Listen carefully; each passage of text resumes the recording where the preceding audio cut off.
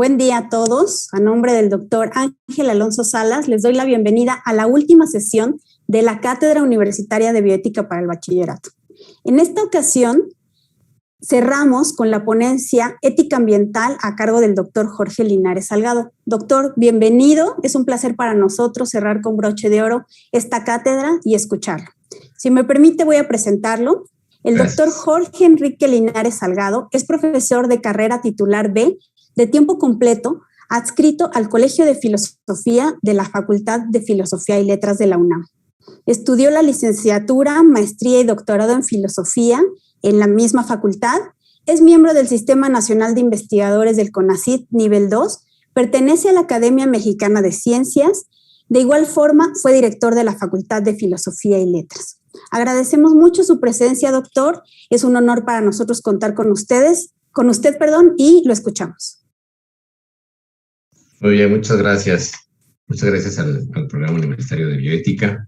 Bueno, voy a empezar a exponer, que antes voy a poner un video muy cortito del Programa de Naciones Unidas sobre el Medio Ambiente, que nos da muy bien la entrada para esto. Déjenme a ver si puedo compartir la pantalla, permítanme.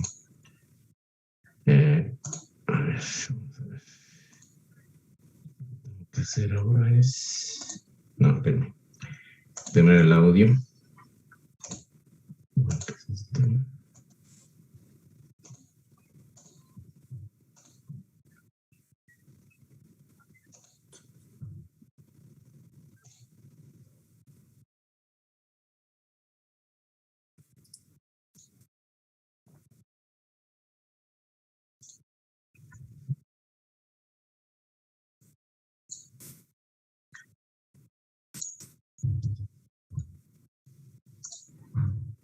No, permítame. Este no es. A ver, entonces ahorita lo buscamos. Permítame. A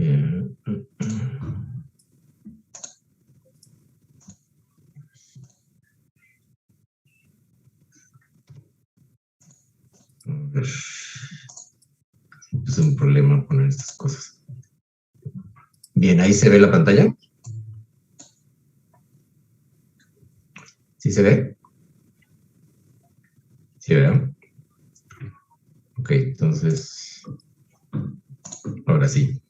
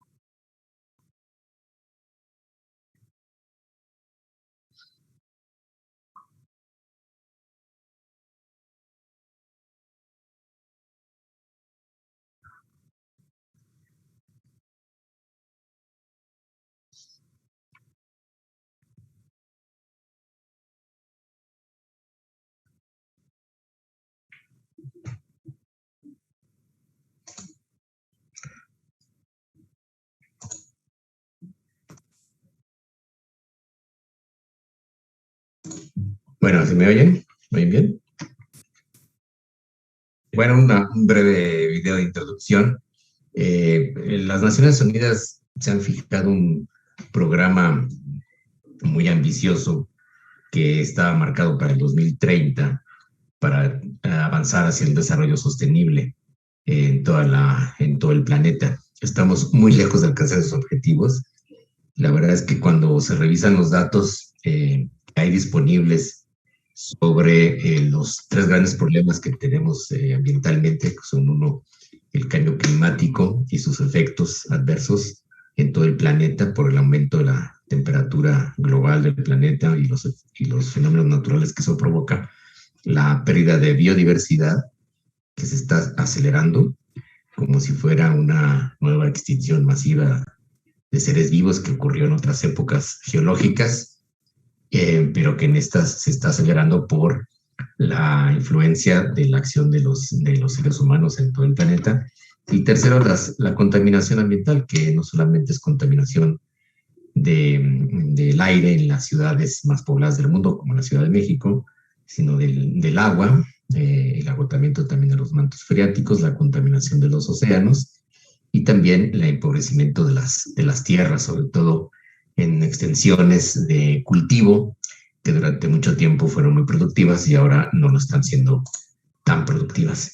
Entonces tenemos un serio problema en la humanidad en los próximos años y ese es uno de los factores que lo incrementan o que lo aceleran. Es que no es fácil, desde luego, primero caer en la cuenta de estos fenómenos y segundo, que la acción social necesaria para poder enfrentarlos adecuadamente pues, requiere de decisiones políticas que lamentablemente no se están tomando a tiempo. Entonces, siempre que hablamos de estos temas nos quedamos con las preocupaciones y muchas veces caen en saco roto porque por un lado parece que la acción individual puede hacer muy poco y sin duda que si uno se preocupa solo en casa o unas cuantas personas o incluso un solo barrio o una sola ciudad o un solo país, no tendría un efecto ni duradero ni efectivo, digamos, ni permanente en la reducción que se puede hacer, por ejemplo, de contaminantes o de emisiones de dióxido de carbono al ambiente o de desperdicios de basura que no se pueden reusar. Sin embargo, la acción individual es lo más inmediato que tenemos y por otro lado, los ciudadanos en las sociedades contemporáneas están totalmente desarticulados, desunidos por una razón fundamental, no han cobrado conciencia del enorme problema que tenemos enfrente, porque los datos, aunque están compilados, aunque ustedes pueden entrar al sitio web del Programa de Naciones Unidas sobre el Medio Ambiente, al NUMA, y acceder a un montón de información, a documentos que se emiten año con año, pues la información no llega directamente a las personas y no causa un efecto, digamos, inmediato para actuar. Este es el grave problema que tenemos fundamentalmente con la crisis ecológica que estamos viviendo. Esto es, por un lado, hay desinformación, hay incredulidad, hay ignorancia, muchas veces producida y fomentada políticamente, y esa incapacidad de acercarnos la información, de hacernos conscientes, nos está generando pues una inacción o una desarticulación de las acciones, no solamente individuales, sino también sociales alrededor del mundo que están haciendo pues que sean, como les decía, muy poco efectivas para enfrentar los tres problemas mundiales que tenemos hoy en día. Bueno, lo que la ética ambiental ha venido trabajando desde el siglo XX, y de hecho esta conciencia ambiental empieza a generarse en el siglo XIX con pensadores como Goethe o como Rousseau. Los ilustrados ya tenían una primera idea de que nuestro planeta era un planeta vulnerable, que tiene unos límites físicos, ¿no? Y que habría que ser muy conscientes de esos límites físicos y que es un sistema en su conjunto hecho de ecosistemas que es dinámico, pero que está en equilibrios frágiles, que es cambiante, por supuesto, que nada está en estado inmutable en la naturaleza y sin embargo, pues se ha llegado a mantener algunos equilibrios que pueden cambiar por efecto de algún fenómeno. Por ejemplo, imagínense que se estrellara igual meteorito de enormes proporciones, como parece que sucedió hace millones de años en la península de Yucatán, y eso causó probablemente la extinción de los grandes dinosaurios y un cambio completo en la atmósfera del planeta durante miles de años. Pero bueno, un fenómeno así es muy improbable, podría suceder, pero es imposible de prever.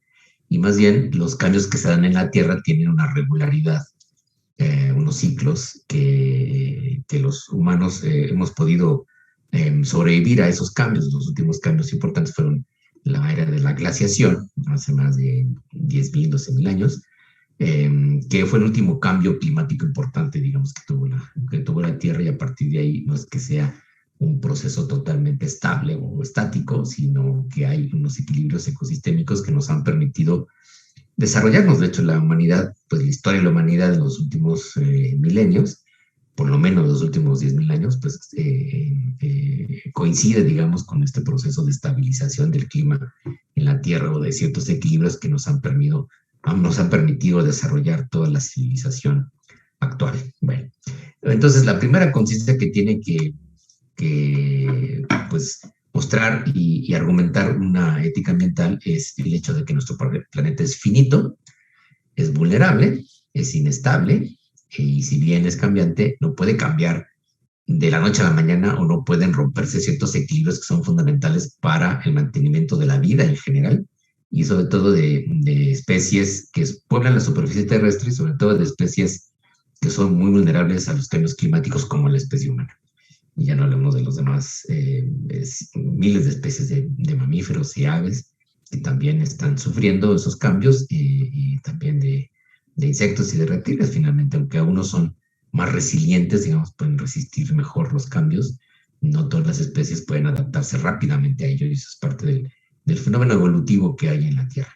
Bueno, estas imágenes, estos son imágenes satelitales, que por primera vez se obtuvieron en los años 50 del siglo pasado. Para ustedes ya son muy comunes, pero dense cuenta que mucha gente no tenía idea, nunca había visto la Tierra desde fuera, no podía hacerse una representación más clara primero, de la finitud, de la pequeñez de nuestro planeta, la inmensidad del universo, y dos, de la idea de ser un sistema autocontenido, aunque es poroso, aunque la atmósfera es una capa de gases, ¿no? Y el planeta está, pues, por ejemplo, vulnerable a que podría, como le decíamos, chocar un enorme meteorito contra la Tierra, como ha sucedido. Y por esta permeabilidad permite que la energía solar se filtre y que llegue a la Tierra, y es la energía fundamental, no solamente de todas las formas de vida, sino de toda la Tierra en su conjunto, ¿no? Y es un planeta, además, cuya mayor cantidad pues de materia es agua, que está sobre todo en la superficie, y que, pues, como sabemos bien, todos los seres vivos dependemos del agua, del sol y de los nutrientes que tiene la Tierra. Entonces, lo primero que tenemos que tener en cuenta es que existen unos límites físicos que nuestra civilización tecnológica industrial, el sistema económico actual dominante, que es el sistema capitalista, está desbordando esos límites. Y como se han hecho cálculos que para poder seguir incrementando la producción industrial, por ejemplo, el ritmo de consumo y sobre todo de desperdicios que generamos, porque nuestra economía está mal diseñada, no es circular como la de todos los ecosistemas de la Tierra, sino es lineal, va usando recursos que gasta, que no recicla, que no reusa, y va desperdiciando un montón de recursos. Simplemente piensen en la comida, y eso sí lo pueden ver en su casa, y en su casa sí podrían reducir al máximo el desperdicio de comida. Vean todo lo que se tira a la basura, es realmente monstruoso. Se calcula que el 30% de la comida que se produce se tira a la basura. Eso es un crimen hoy en día, porque hay millones de personas que mueren de hambre literalmente, y otras que no tienen acceso a alimentos buenos ni baratos. Entonces, nuestra civilización tecnológica construyó un modelo totalmente contrario a la forma en que está organizada la Tierra. Un modelo lineal contra un modelo cíclico, que es el modelo natural, digamos, en la forma en que la naturaleza funciona, que la naturaleza no desperdicia nada, ¿no? Todo lo recicla, todo lo recupera. Y el proceso más extraordinario, más perfecto de esto es la fotosíntesis, en que las plantas pueden utilizar la energía solar para producir su propio alimento y captar dióxido de carbono para generar oxígeno. Y eso permite a muchos seres vivos consumir ese oxígeno para su propia supervivencia y sus procesos celulares. Y nosotros utilizamos ese oxígeno también para respirar y alimentarnos, y al mismo tiempo producimos dióxido de carbono, que es lo que utilizan las plantas, ¿no? Bueno, entonces esos límites ya han ido quedando claros en nuestra época a partir de un montón de estudios científicos. Es cierto que hemos avanzado muchísimo en el conocimiento de los ecosistemas y de los ciclos de la naturaleza. Hoy entendemos mejor cómo se genera todo el ciclo del agua, cómo las tierras se fertilizan o no, cómo se erosionan o no, qué pasa con todas las corrientes de aire, las corrientes marinas. Entendemos ahora mejor los fenómenos geológicos, como por ejemplo los sismos y terremotos, o las cadenas montañosas y los volcanes. Comprendemos mejor la diversidad de la vida que hay en todas partes de la Tierra, no solamente en tierra firme, sino por supuesto en los océanos, que se está reduciendo, y también los animales que viven en todos los ecosistemas. Y hemos llegado a la conclusión, pues, que nuestro planeta tiene unos límites biofísicos que no deberíamos haber traspasado nunca, pero los hemos traspasado lamentablemente, y esto genera entonces ya una presión muy fuerte sobre los recursos de la Tierra. Eso nos indica el segundo concepto, que es fundamental en ética ambiental, pues es que los humanos debemos tener claro que tenemos una responsabilidad para con el mundo entero. Y si bien no podríamos nosotros hacernos cargo, digamos, o administrar, por decirlo así, todos los recursos del planeta, o no seríamos capaces nunca técnicamente digamos, gobernar todos los procesos que suceden en el ecosistema terrestre, sí somos responsables de no alterar radicalmente muchos de esos procesos, y sobre todo de no dañar pues los territorios en donde vivimos. La especie humana es una de las especies que más se ha extendido sobre el planeta, y aunque tiene una biomasa muy pequeña en comparación con el resto de las especies animales, no somos tampoco tan grandes, pero sí hemos ocupado pues una cantidad de territorio enorme, muchísimo más de lo que pudiéramos haber necesitado, por supuesto. Y hoy en día, por ejemplo, pues nosotros más los mamíferos que hemos domesticado representan algo así como el 25% de la masa de animales, digamos, que hay sobre la Tierra, cosa que es desproporcionadísima, porque nunca jamás hubiéramos logrado eso.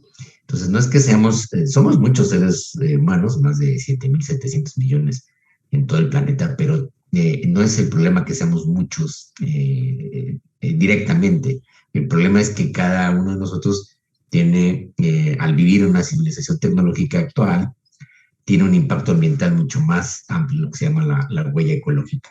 Esto, por supuesto, está muy mal distribuido, porque se dan unas desproporciones descomunales. Entonces, las personas que viven en los países más desarrollados, más industrializados, en Estados Unidos, en Europa, Japón, ahora una parte de China, Australia, tienen una huella ecológica 100 veces superior que las personas en promedio que viven en África o en los lugares más pobres de Latinoamérica. Entonces, ese impacto ambiental que tenemos los humanos en el planeta ya de por sí tiene un problema de una enorme desigualdad de distribución, que eso es lo que va aparejado con el problema ecológico global.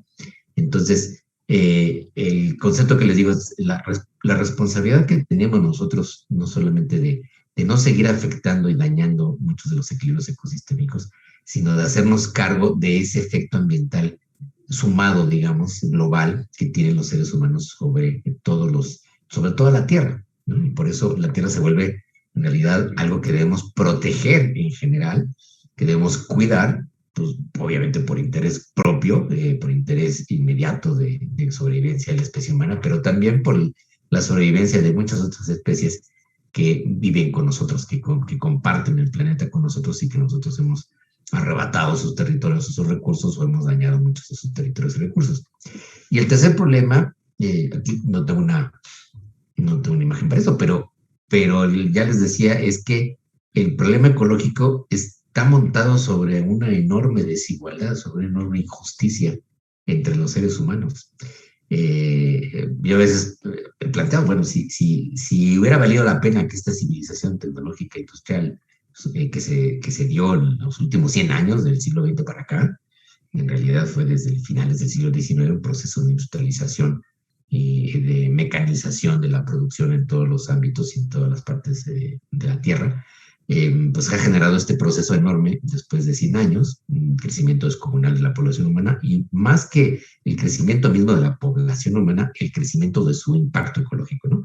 Pero les decía, es que el problema es que se ha dado sobre una base de una enorme desigualdad y una injusticia social, que es que solamente las personas de las clases medias para arriba que viven en los países más industrializados, ¿no? Las personas que tienen acceso a los servicios, a las tecnologías, al consumo pues casi limitado de energía, al disfrute de tener agua potable y drenaje de inmediato, alimentos a la mano, que no sumarían más de, yo creo que 2.000 millones de seres humanos hoy en día, los que podemos acceder a un nivel de vida adecuado, y de ahí hasta proporciones realmente totalmente impensadas de gente que puede acceder a todo en todo momento, pues en realidad muestra que es un pequeño porcentaje, cuando mucho una tercera parte de la humanidad que podría vivir en buenas condiciones, y el resto sobrevive muy mal, con poco acceso a los beneficios que ha reportado esta civilización.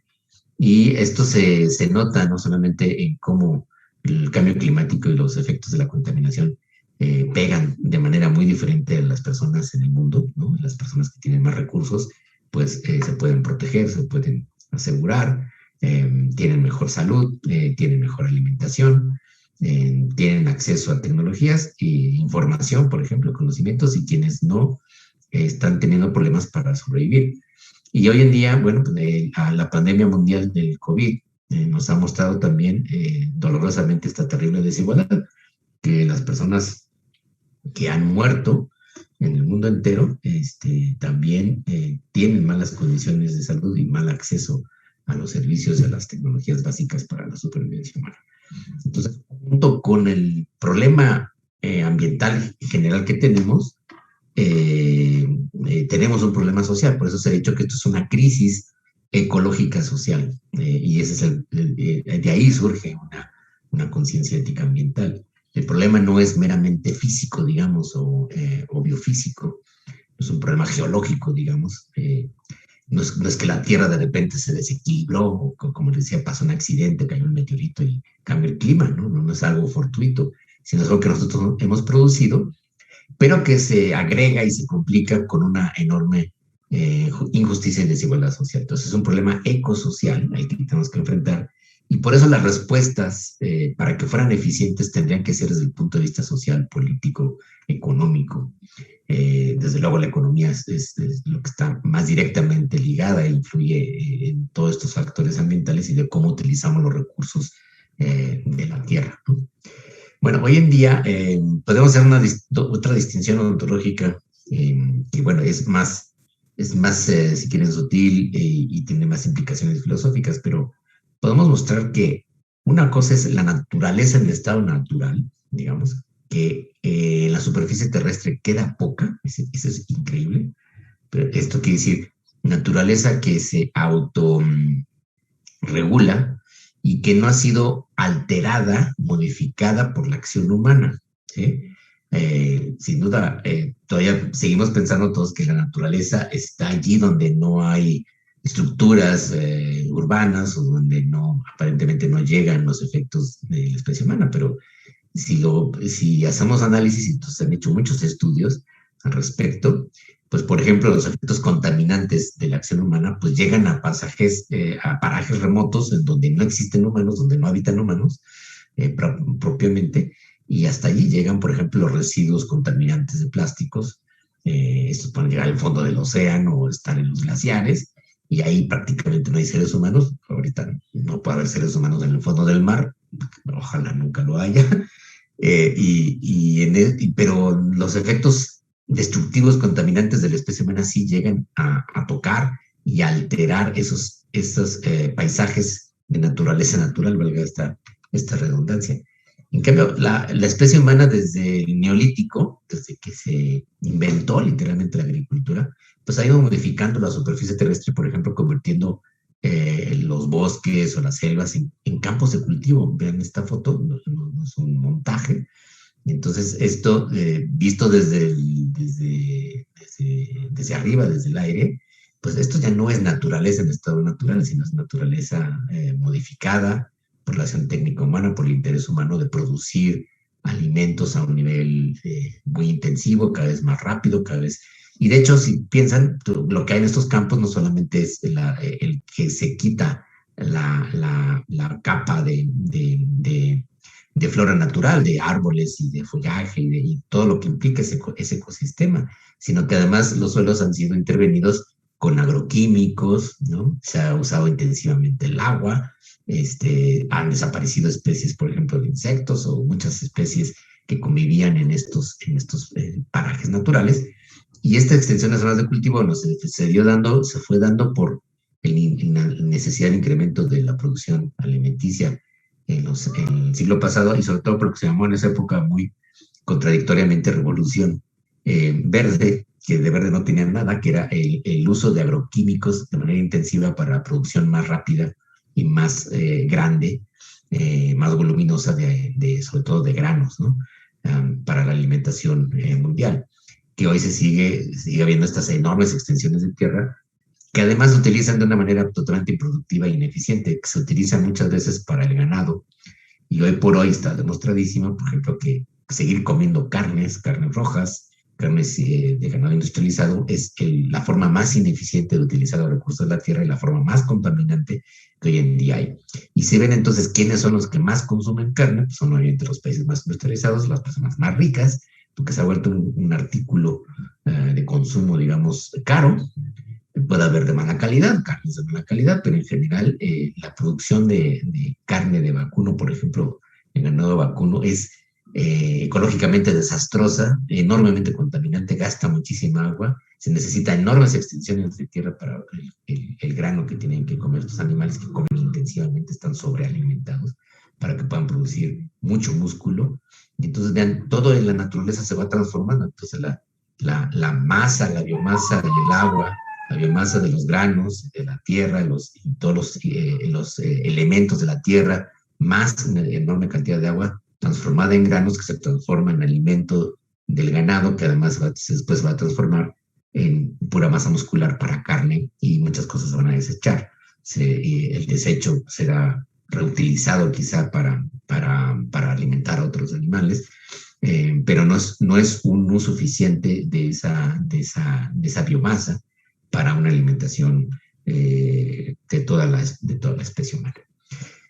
Bueno, estos paisajes manufacturados, estas son unas fotos de un famoso fotógrafo canadiense que se llama Edward Burtynsky, y se puede ver desde el cielo, digamos, cómo la especie humana ha ido pues horadando la tierra, sacando los recursos, extrayendo. Esto es una mina de mármol, y que con la maquinaria que hemos podido producir, que además utiliza mucho combustible fósil derivado del petróleo, ¿no? Que ese ha sido uno de los recursos que hemos extraído de una manera a un ritmo impresionante durante un siglo, y que sabemos que tarde o temprano se va a acabar, que no es viable, que no es sustentable, que no es el mejor combustible. Lo fue para mover grandes máquinas y autobuses y aviones y tal, y barcos, pero llega un momento en que se va a agotar esa energía y habrá que buscar otro tipo de energía para mover estas estructuras tan pesadas. Entonces, aquí están las fotos de Burtynsky. Esta es, por ejemplo, una mina de cobre a cielo abierto en Coahuila, en México, y pueden ver cómo la especie humana pues ha ido literalmente excavando y extrayendo todo lo que se encuentra a su paso para la producción industrial, muchas veces desnecesaria, otras veces ha sido superflua, y lo triste de todo esto es que ha sido utilizada de una manera totalmente desigual, desproporcionada, inequitativa, y que ha beneficiado en realidad pues, no a toda la población humana en su conjunto. Hay otro tipo de paisajes artificiales, las ciudades típicamente, esto es Nueva York, Central Park, que es un parque totalmente artificial, ¿no? Todos los árboles prácticamente que están ahí no estaban allí, no son autóctonos, son endógenos. Y las ciudades son la estructura, digamos, el ambiente sociotécnico por excelencia que hemos construido los seres humanos, en donde están concentrada la población humana y todos los servicios y el uso de recursos, de energía, del agua, de la materia orgánica y la producción de desechos de una forma totalmente también desproporcionada. Entonces, el problema ha sido el modelo. Ahora, ¿quién inventó ese modelo de desarrollo industrial? Pues no hay un responsable único y se fue generando así porque al principio no había una conciencia muy clara, ciertamente al principio del siglo XX, por ejemplo, no había una conciencia muy clara todavía del fenómeno que se está provocando, del efecto global de todas estas acciones tecnológicas industriales, de la construcción de grandes ciudades, ¿no? Del incremento del consumo, de la producción, de la contaminación y de los desechos. Pero al paso de los años, ya para los años 50 era muy claro, por ejemplo, se empezaron a hacer las evaluaciones sobre el cambio climático. Desde los años 50 se mide el cambio climático y se sabe que se ha ido concentrando el CO2 de una manera importante y que la temperatura de la Tierra ha ido aumentando. En los últimos 10 años se sabe muy bien que la temperatura ha ido aumentando. Se cree que vamos a estar ya por encima de 1.5 grados, que es mucho. El objetivo que se había planteado para el 2030 es que la Tierra no se calentara más de 2 grados. Parece que no se va a conseguir y eso va a tener unos efectos terribles que ustedes sí van a ver. Hace 40 años, cuando se empezó a hablar de esto, había gente que pensaba que los efectos del cambio climático no se iban a ver en 3 generaciones.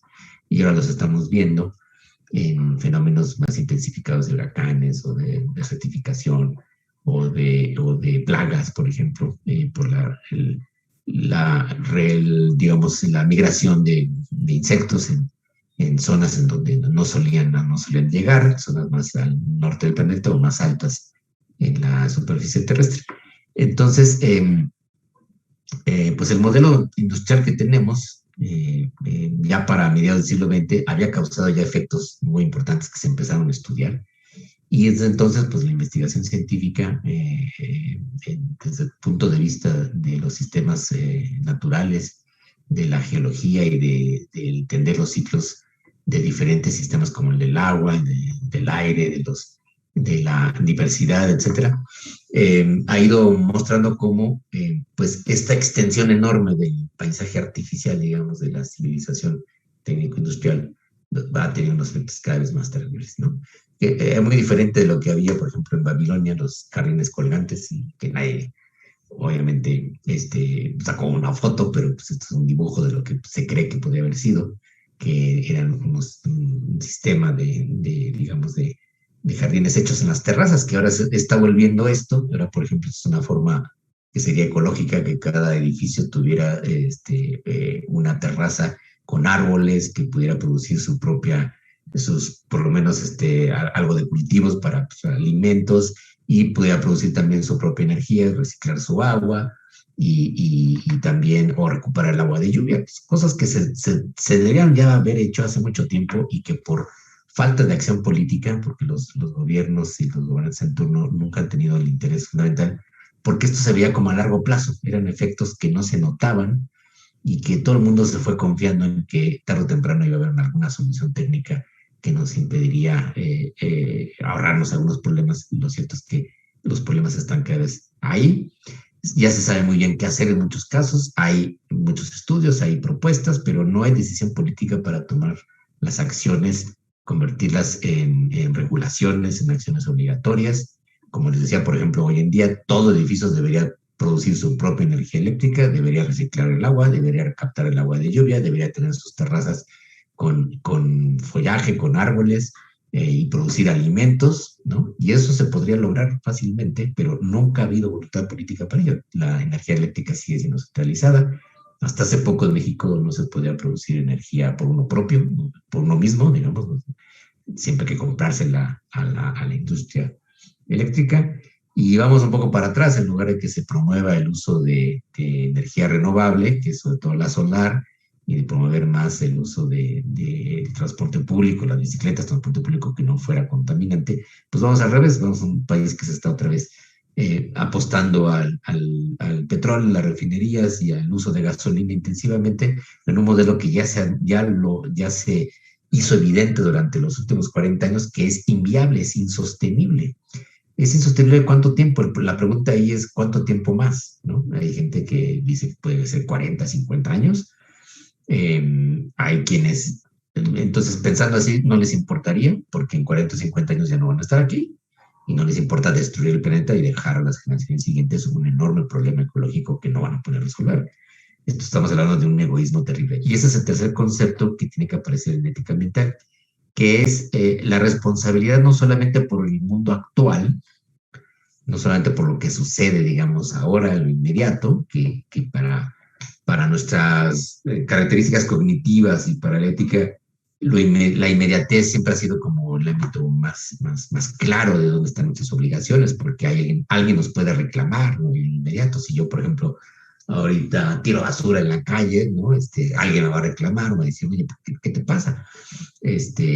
Pero si los efectos de mi acción son a largo plazo y le van a afectar a generaciones de personas que ni siquiera han nacido, es muy fácil que no me importe, porque nadie me va a reclamar, ni nadie va a abogar por los derechos de esas personas, como ustedes ven. Y menos, pero si se trata de otros seres vivos, que ni siquiera pueden reclamarme, mucha gente se siente así impune. Y entonces el problema ambiental también implica una también desigualdad muy grande con respecto a las generaciones futuras. Muchos de ustedes que están muy jóvenes deberían estar reclamando airadamente a las generaciones anteriores por las afectaciones que ustedes ya están recibiendo y que van a sufrir en los siguientes años. Estos son hechos, no es simplemente una afirmación pesimista. Esto es lo que está pasando y lo que va a suceder. Mi generación, por ejemplo, ya sufrió los efectos de la generación, dos generaciones anteriores, que fueron las primeras que iniciaron este modelo de desarrollo destructivo de los equilibrios ecosistémicos, y que el precio del bienestar al que hemos llegado algunos seres humanos en el planeta, en realidad ha sido a costa de la destrucción ambiental, de la degradación de los ecosistemas. Y ahí es donde uno puede decir, ¿cómo se reparten las culpas? ¿Quién es más culpable? ¿Quién es más culpable? Es un poco ya muy difícil llegar a eso. Desde luego que todos los individuos tenemos responsabilidad, pero por supuesto que esto es colectivo y debería reorganizarse la acción social a partir de la regulación de las empresas, de las industrias, con regulaciones políticas, y es responsabilidad, desde luego, de los gobiernos implementar políticas. Pero las políticas, los gobiernos no las han implementado porque los ciudadanos no lo han exigido. En muchos países, como en México, lamentablemente, a falta de conciencia, de educación y de información, la ciudadanía no exige a sus políticos, a los partidos, a los gobiernos que tienen cada turno, que realicen acciones contundentes para ello. Ahora, hay otro problema adicional, que hoy en día muchas de estas acciones políticas regulatorias tendrán que ser restrictivas del consumo, tendrán que imponernos obligaciones, impuestos, restricciones a las libertades, porque hoy en día las libertades de consumo implican libertad de contaminación o de destrucción. Y eso mucha gente tampoco lo quiere. Entonces tenemos un problema grave, porque si queremos apostar por el mismo tipo de bienestar, sin ninguna regulación, sin ninguna restricción, sin impuestos, sin obligaciones, por ejemplo, de separar la basura, que eso todavía no se logra al 100%, al menos en nuestra ciudad, ¿no? Pues entonces la gente que cree que no debe ser molestada, que no tendría por qué imponérsele nada, pero al mismo tiempo confían que eso, por arte de magia se van a solucionar los problemas, pues está pensando inadecuadamente, ¿no? El hecho es que nuestra tecnópolis, digamos, nuestras ciudades tecnológicas invadieron ya la física, invadieron toda la naturaleza, tienen efectos muy remotos en el espacio y en el tiempo que no podemos ver, de los que no somos conscientes, y el efecto que ahora estamos cada día produciendo con el mismo modelo destructivo y contaminante está dañando las condiciones de vida de las generaciones futuras. De ustedes mismos ya lo van a tener más difícil en 30 años, y de las generaciones que vendrán después, porque es muy probable que sigan habiendo seres humanos durante los próximos, que les gusta, 200 o 300 años. No creo que desaparezca la especie humana de golpe y porrazo, a menos, ya vimos que, bueno, incluso nuevos virus o epidemias difícilmente podrían extinguir a la humanidad. Las peores, las epidemias de peste en la Edad Media, pues se cree que acabaron con el 30% de las poblaciones europeas, que fue muchísimo, pero nunca exterminó a ningún país, por ejemplo, ¿no? Entonces la especie humana tiene la capacidad de sobrevivencia, de resistencia, pero vamos a sobrevivir, las generaciones que vienen van a sobrevivir en condiciones mucho más difíciles de las que hoy enfrentamos. Bueno, vean como esta famosa película de Fritz Lang en Metrópolis, que se imaginaba una ciudad tecnológica así, con aviones en lugar de autos, bueno, y niveles de autopistas tremendos, pues se parece mucho a estas imágenes de lo que hoy son las ciudades, las grandes ciudades, las grandes urbes, enormes concentraciones urbanas que hay en el mundo entero, que cada vez hay más ciudades que tienen más de 10 millones de habitantes. Una ciudad de 10 millones de habitantes ya es un monstruo absolutamente descomunal que tiene un efecto ecológico terrible, ¿no? En el planeta. No deberíamos nunca deberíamos haber construido ciudades tan grandes, por ejemplo. Tenemos que haber vivido más dispersamente a lo largo de la Tierra, en comunidades más pequeñas, autosustentables, con los recursos alimenticios a la mano, digamos, y con el uso eficiente de la energía, del agua y del aire. Estas enormes ciudades que pueden ser, que son para nosotros un derroche del ingenio humano, de cómo se ha invertido el esfuerzo y el trabajo de millones de seres humanos en construir estas cosas, estas enormes moles de edificios y de autopistas, pues por otro lado son un desastre ecológico en todos los sentidos. Bueno, déjame ver. Pero obviamente no solamente esto, la industria, la forma en que se genera energía y se consume, se ha intensificado enormemente y esto tiene unos efectos garrafales sobre el cambio climático, que pues cada año se estudian más y más y más. Por ejemplo, en el caso de la energía, tenemos un enorme problema, porque les decía, una vez que el petróleo deje de ser la fuente fundamental de energía, que además era muy buena para mover, como les decía, para hacer generar fuerza en los motores de los grandes artefactos de la civilización, como los barcos, como los aviones, como los grandes camiones y trailers que llevan toneladas y toneladas de materia, pues eso podría dejar de ser factible y en el futuro tenemos que tener transportes mucho más ligeros, más pequeños, o distribuir mejor las mercancías y los productos, ¿no? Y, por ejemplo, se planteó la posibilidad de otro tipo de energía, que fue la energía nuclear. Durante el siglo XX se desarrolló toda esta tecnología de la fisión nuclear y se construyeron miles de plantas en el mundo. Esto fue alimentado sobre todo en el periodo de la Guerra Fría entre los grandes bloques, el bloque capitalista y el bloque comunista, digamos, Estados Unidos y la Unión Soviética, y se desarrolló, digamos, al abrigo también del desarrollo de la industria nuclear para generar armas nucleares, y se construyeron enormes arsenales que no están desactivados y que están ahí enterrados a veces en distintos lugares de la Tierra. Bueno, la industria nuclear llegó a un punto en que todavía hay personas que piensan, de hecho, por ejemplo, en nuestra universidad hay personas que defenderían esto, que piensan que puede ser todavía la fuente de energía capaz de sustituir en volumen de producción, digamos, a la energía que proviene de los combustibles fósiles, sobre todo del petróleo, del carbón y del gas, para generar el mismo volumen de energía. El problema es que ya no se puede generar el mismo volumen de energía. Tenemos un problema energético básico, que es que la humanidad a fuerzas va a tener que reducir su enorme consumo de energía. No hay manera de sobrevivir actualmente con el mismo consumo de energía. Entonces, la energía nuclear no puede ser la sustituta y mostró que tenía un enorme problema en su diseño tecnológico. Me voy a ir a esas imágenes, porque, bueno, primero, la energía nuclear demostró su poder de una manera terrible, de una manera bélica, con los 2 bombardeos atómicos que hubo en la Segunda Guerra Mundial, en Hiroshima y Nagasaki, que son crímenes de guerra que quedaron impunes, por cierto. Murieron más de 200,000 personas sumadas en los 2 casos, y como el estado que bombardeó al otro estado fue el ganador, pues no se juzgó a sí mismo, ¿verdad? Y entonces esto es un crimen de guerra totalmente impune. Y esa destrucción mostró que la energía nuclear tenía el potencial como para ser manejado, acumulado, y después se desarrolló pacíficamente, digamos, por la industria de la energía. Esta es una de las plantas, por ejemplo, que estos vasijas, digamos, son estos enormes recipientes donde se emite el vapor de agua de la refrigeración. Tiene un sistema en realidad muy rudimentario, ingenioso, pero rudimentario en realidad, que es que necesitan ser enfriados los reactores nucleares con agua. Y esa agua es muy pesada y es contaminada y después tiene que almacenarse y a veces regresa a los océanos. Bueno, vean el asunto de la energía. Estas son unas imágenes del documental de La Verdad Inconveniente. Y esto es una superposición, obviamente, pues, ¿no?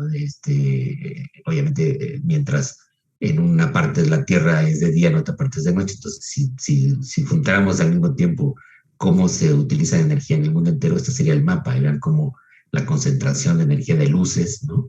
En las ciudades está en Europa y en Estados Unidos, sobre todo en la zona este y noreste, ¿no? Y algunas grandes ciudades como México, como Río de Janeiro, como Buenos Aires, desde luego en Sudáfrica, en la India, en Japón, vean la enorme concentración, que es una isla en realidad pequeña.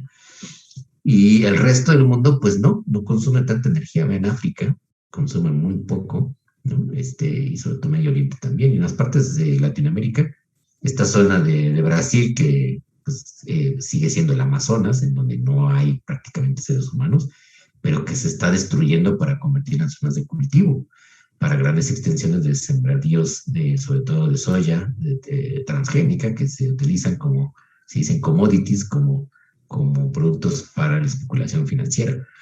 Entonces, este consumo intensificado, que es como si fuera, vean, como en las noches de todas estas zonas, se nota quiénes consumen más energía. Y aquí está por incendios forestales en rojo, y en amarillo es la producción y consumo de gas, que se da sobre todo en Siberia, y en el este de Europa, y también en Estados Unidos, que se utiliza mucho gas.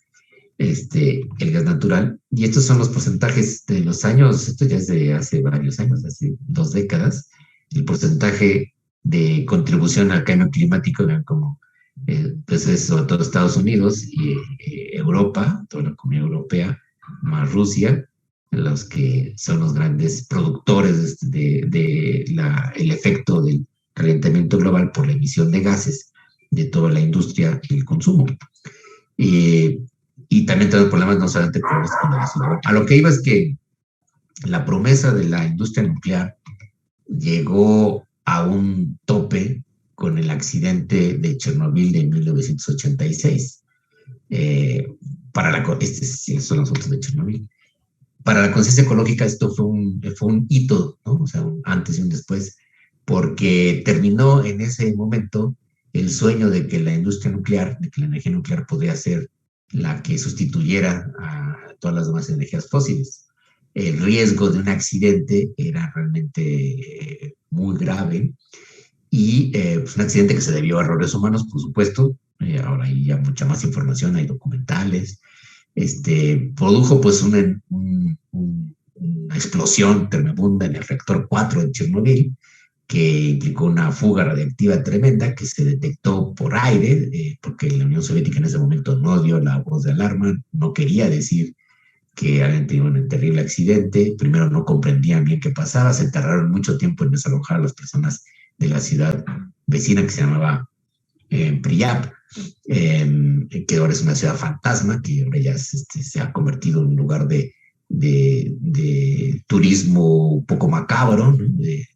Hay gente que va ahí a visitar una zona que todavía es radiactiva, altamente radiactiva. Yo no iría ni de loco, y se ha repoblado con especies de animales que empezaron a llegar allí, pero obviamente los animales no saben que hay una zona radiactiva extrema.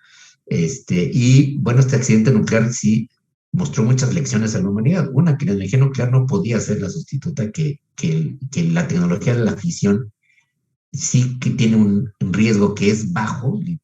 Ha habido pocos accidentes, pero los accidentes que ha habido, el otro fue el de Fukushima, derivado de un tsunami hace poco, en el 2000, ¿qué fue? Ya no me acuerdo, fue 2015. pueden generar accidentes tan catastróficos y de efectos tan terribles a lo largo del tiempo, que no es hoy por hoy, y esto es algo debatible, pero no es hoy por hoy el modelo tecnológico de energía que podría sustituir a los combustibles fósiles, ¿no? Como les digo, además, es necesario que la humanidad reduzca sus consumos de energía, por lo menos en un 30-40% de lo que hoy consumimos. Entonces, lo que les digo es que no podemos apostar a que hay una solución mágica, una solución tecnológica adicional para producir de manera portentosa una energía cada vez más grande, digamos, un volumen cada vez más grande. Y el accidente de Chernobyl, pues sí fue una señal de alerta muy grande de que no podemos elegir otro camino tecnológico en la misma ruta, digamos, de utilizar ahora un sistema que puede tener un enorme riesgo y que ya lo tuvo con un accidente. Estos son los famosos liquidadores, le llaman también biorobots, son reservistas del Ejército Rojo que tuvieron que llegar allí para retirar todo el material que estaba contaminado. Muchos de ellos se enfermaron, algunos fueron muriendo después porque no podían estar más de 3 minutos expuestos, se cubrían con lo que se podía, con unos petos, con unas placas de metal que se encontraron allá en la mano, pero vean, como no tenían ni siquiera el equipo necesario, en una situación de emergencia de una de las potencias mundiales en esa época, de una economía, de un estado militarizado que era la Unión Soviética, que no pudo contener el problema, que pues enfrentó a una grave crisis social, económica y política que en parte fue lo que explica la caída también de la Unión Soviética. Igor Kostin, que fue el único reportero que estuvo allí, fotógrafo, porque era parte del Ejército Rojo, publicó después un libro. Igor Kostin murió de leucemia, por cierto. Sí tuvo afectaciones radiactivas por haber estado allí. Y las imágenes que capta Igor Kostin de Chernobyl realmente son macabras, son terroríficas del efecto que tuvo este accidente nuclear. Hoy en día Chernobyl, les digo, esta es Pripyat, la ciudad que quedó abandonada, es una ciudad fantasma, que ahora ha renacido para un turismo muy extraño, que eso está ahora en Ucrania, el país de Ucrania, y que permiten que la gente vaya ahí de visita, y hay unos tours que la gente va a tomarse fotos, ¿no? Pero pues, que es una especie de morbo un poco absurdo de ir a ver qué pasó, qué quedó de esa civilización, digamos, ligada. En el fondo se ve aquí la planta Chernobyl, las chimeneas, y esta era la ciudad que se construyó, una ciudad muy moderna, con todos los servicios, donde estaban todas las personas que trabajaban en la planta, vivían aquí con sus familias. Y ese era el modelo de desarrollo que tenía la Unión Soviética todavía en los finales de los años 80. Bueno, son las manzanas de Chernobyl, por ejemplo, que sí hay afectaciones genéticas en plantas y animales. Se sabe que hubo afectaciones en personas, con nacimientos con diferentes anomalías a lo largo de los años, que se fueron estudiando poco a poco, pero no mucho, porque fue censurada esa información y los médicos que se dedicaron a ello fueron apartados durante mucho tiempo. Es un problema enorme, es un problema social.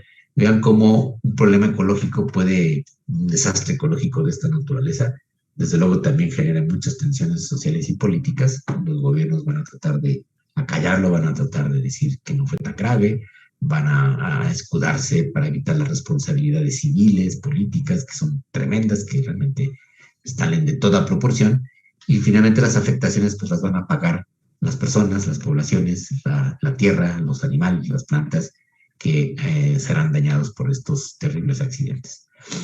Bueno, el cambio climático ha producido fenómenos tan tremendos como la intensificación de huracanes y cambios en el clima que cada año se registran, ¿no? Con vaivenes y alteraciones cada vez más difíciles de predecir. Esta es la foto del huracán Katrina, que produjo una enorme destrucción en la ciudad de Nueva Orleans hace unos años. Y bueno, otro fenómeno que es muy impresionante y que ha tenido también mucha prensa porque es visualmente pues muy muy impactante es el deshielo de estos enormes glaciares, tanto en el Ártico, pero también, por ejemplo, aquí en México, en el Pico de Orizaba se está deshielando una zona que normalmente está cubierta por hielo.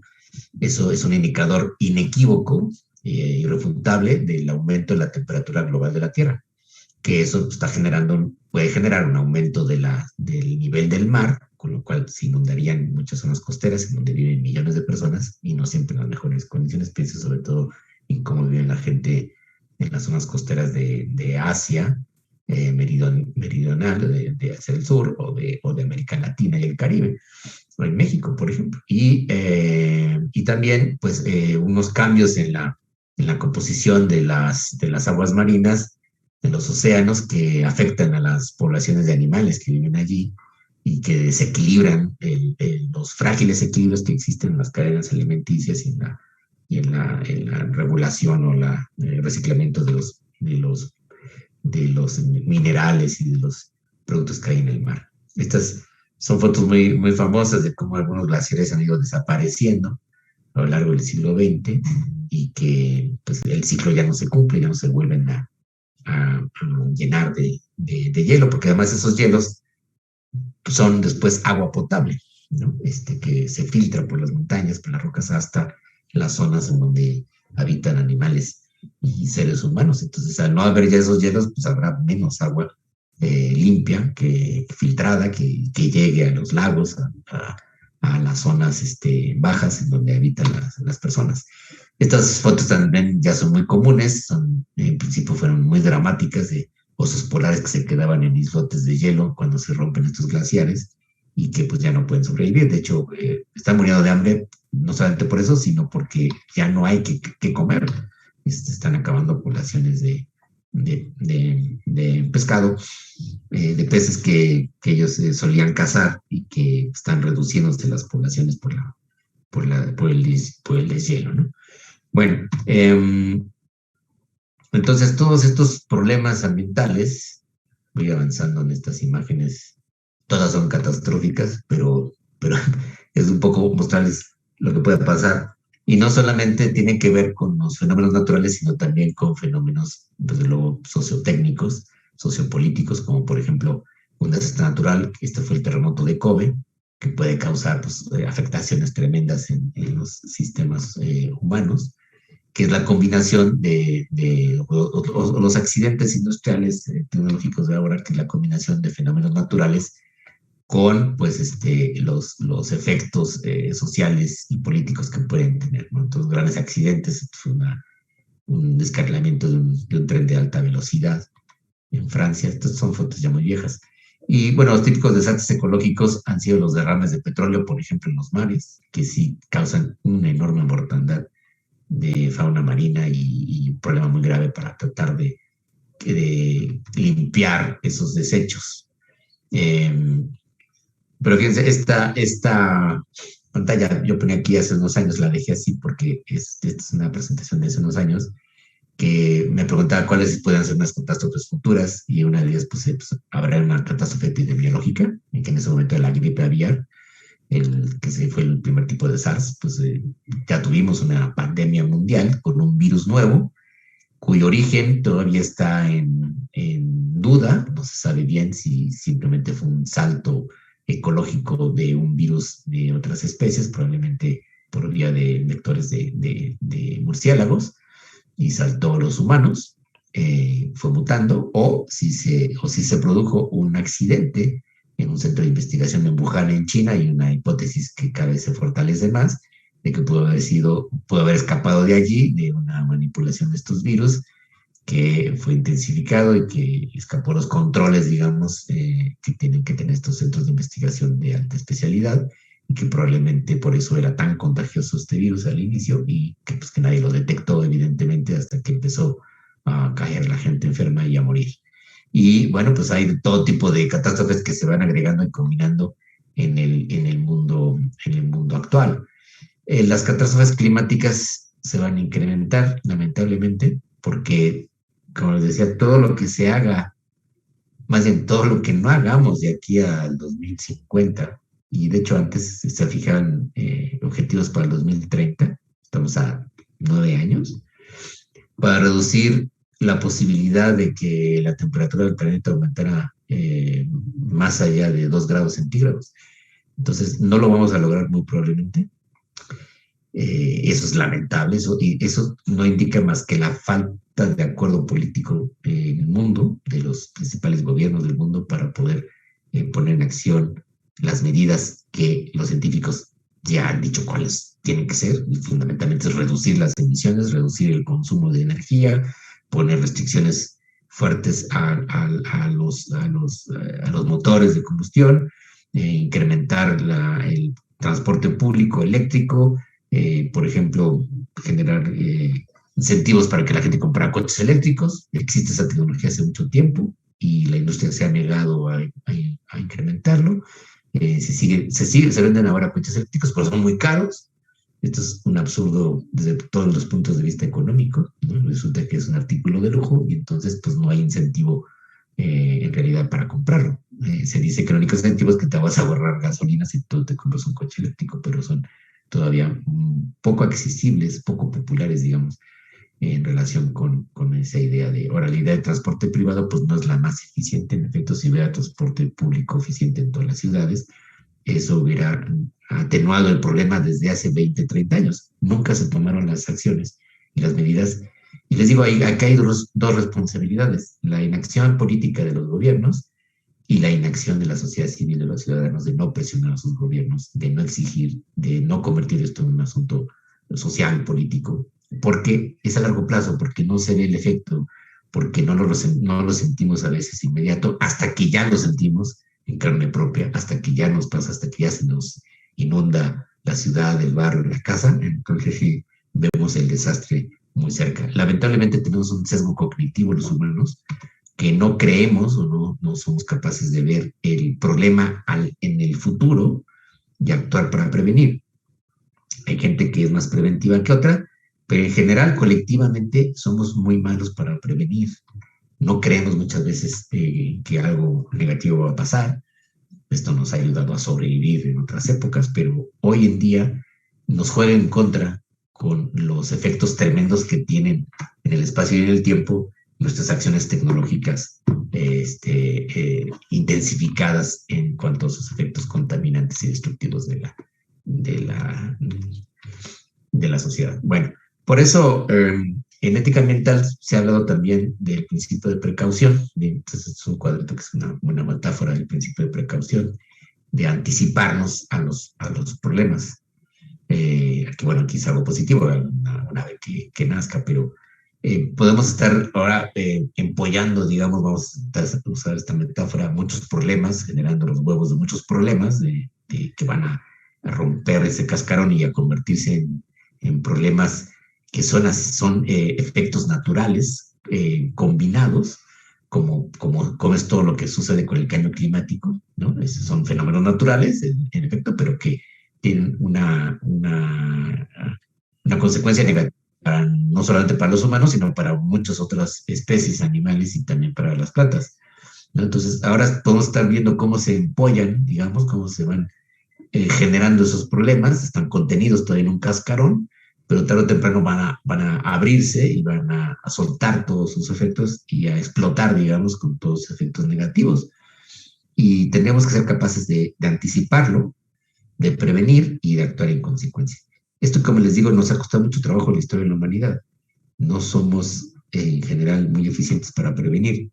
Y más unas sociedades que otras. La mexicana es poco eficiente para eso en comparación con la japonesa. Vean la diferencia de tecnologías y de organización social en relación con los terremotos. Japón vive también en una zona muy sísmica, han aprendido a convivir con ello, desde hace mucho tiempo tenían regulaciones muy estrictas para que las edificaciones resistieran los terremotos. En México esto se aprendió después del gran terremoto del 85, antes no, y se sabía ya que era una zona sísmica tremenda.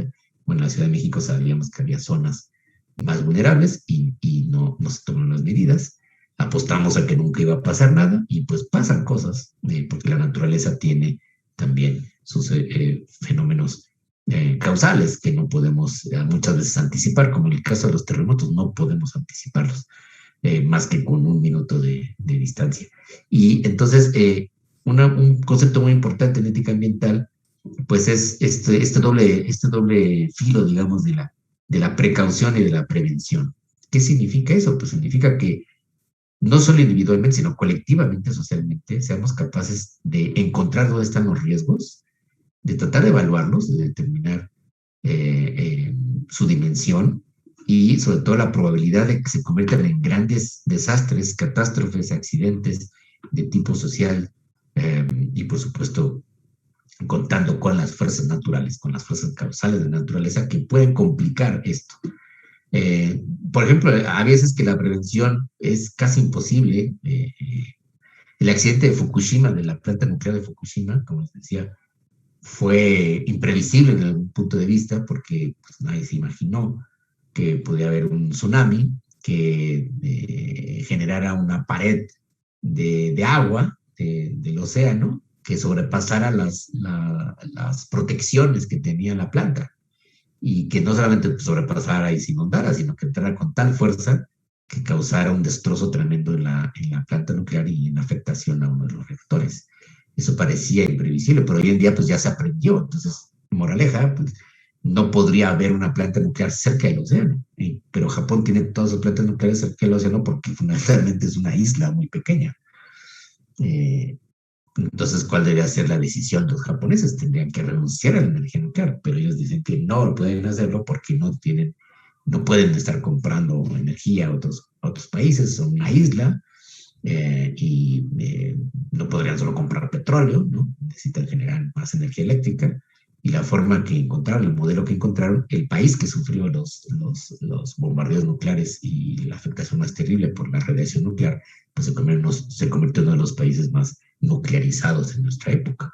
Y sigue habiendo un montón de plantas. Pero van a tener que tomar alguna decisión en un momento dado porque el riesgo es alto cuando un desastre natural imprevisible puede afectar a una planta nuclear. Bueno, esto es un ejemplo muy claro de lo que significa precaución. Es decir, no podemos prevenir todo. Hay fenómenos que no podremos anticipar, pero justamente por eso tendríamos que prepararnos para que sucediera incluso lo impensable. Esto puede ser muy costoso, ¿no? Porque no sé, hace 50 años a lo mejor nadie en México hubiera pensado que necesitábamos un sistema de reacción ante terremotos, ¿no? Nadie hubiera creído que era posible que un gran terremoto azotara la ciudad. Y tuvimos que aprenderlo después del 85, y ahora en el 2017 no fue tan grave como en el 85 porque ya había algunas medidas que sí se implementaron, se mejoraron las construcciones, se mejoró el sistema de reacción de la protección civil, como se llama en México. De todos modos, todavía le falta más, todavía es ineficiente, necesita de la participación de los ciudadanos, ahí fallamos todos, se hacen los simulacros y ya, pero no hay más una conciencia de estar todo el tiempo pensando en eso y anticipándonos. Nos cuesta trabajo, no nos gusta, es algo que para algunos fue traumático, por supuesto, quienes sufrieron pérdidas o sufrieron en carne propia los terremotos de 85 a 17 y estuvieron en un edificio que colapsó, pues claro que es un evento que va a marcar sus vidas por el resto de sus días. Pero bueno, la sociedad humana tiene que haber aprendido de que hay no solamente un problema estructural en el diseño de las ciudades y la concentración de personas, energía, edificios, etcétera, sino que pues, tenemos que tener los sistemas adecuados de reacción.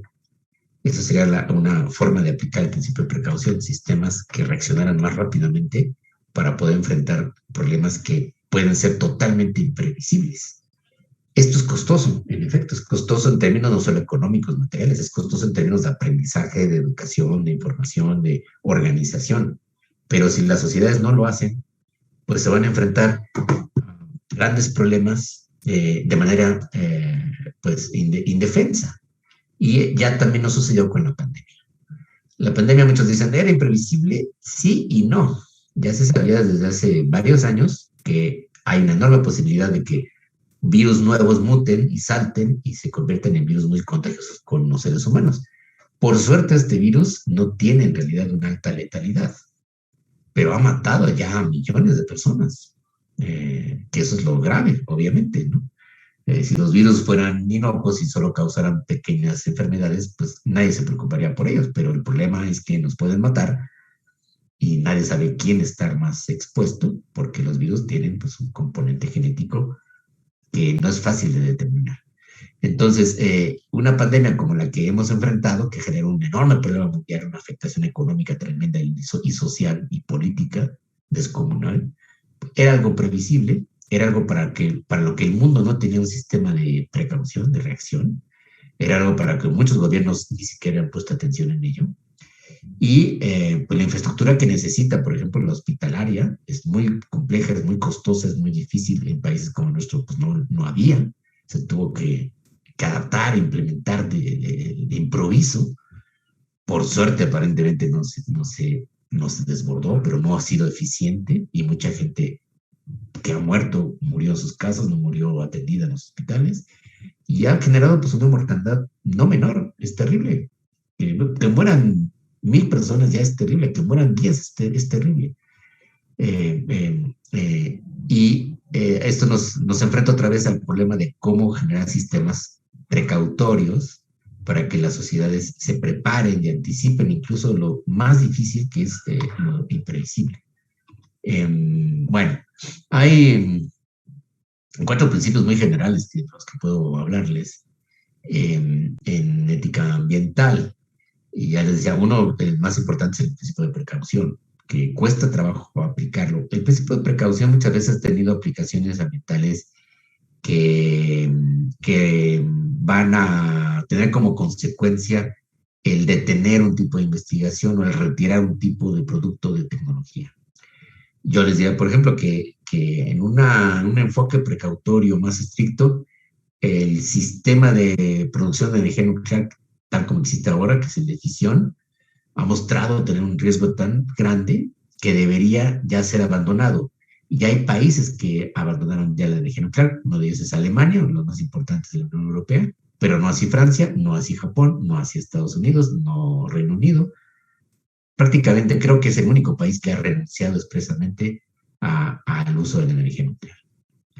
Y eso debería ser algo mundial. Sí, de nada sirve que solo Alemania renuncie a la energía nuclear. O sea, Alemania estará protegida porque no habrá un accidente nuclear en Alemania, pero no estará protegida si en Francia hay un accidente nuclear y obviamente una nueva radioactiva se fuera a Alemania. ¿Ven? O sea, un país no se puede defender de un problema ecológico del vecino, es casi imposible.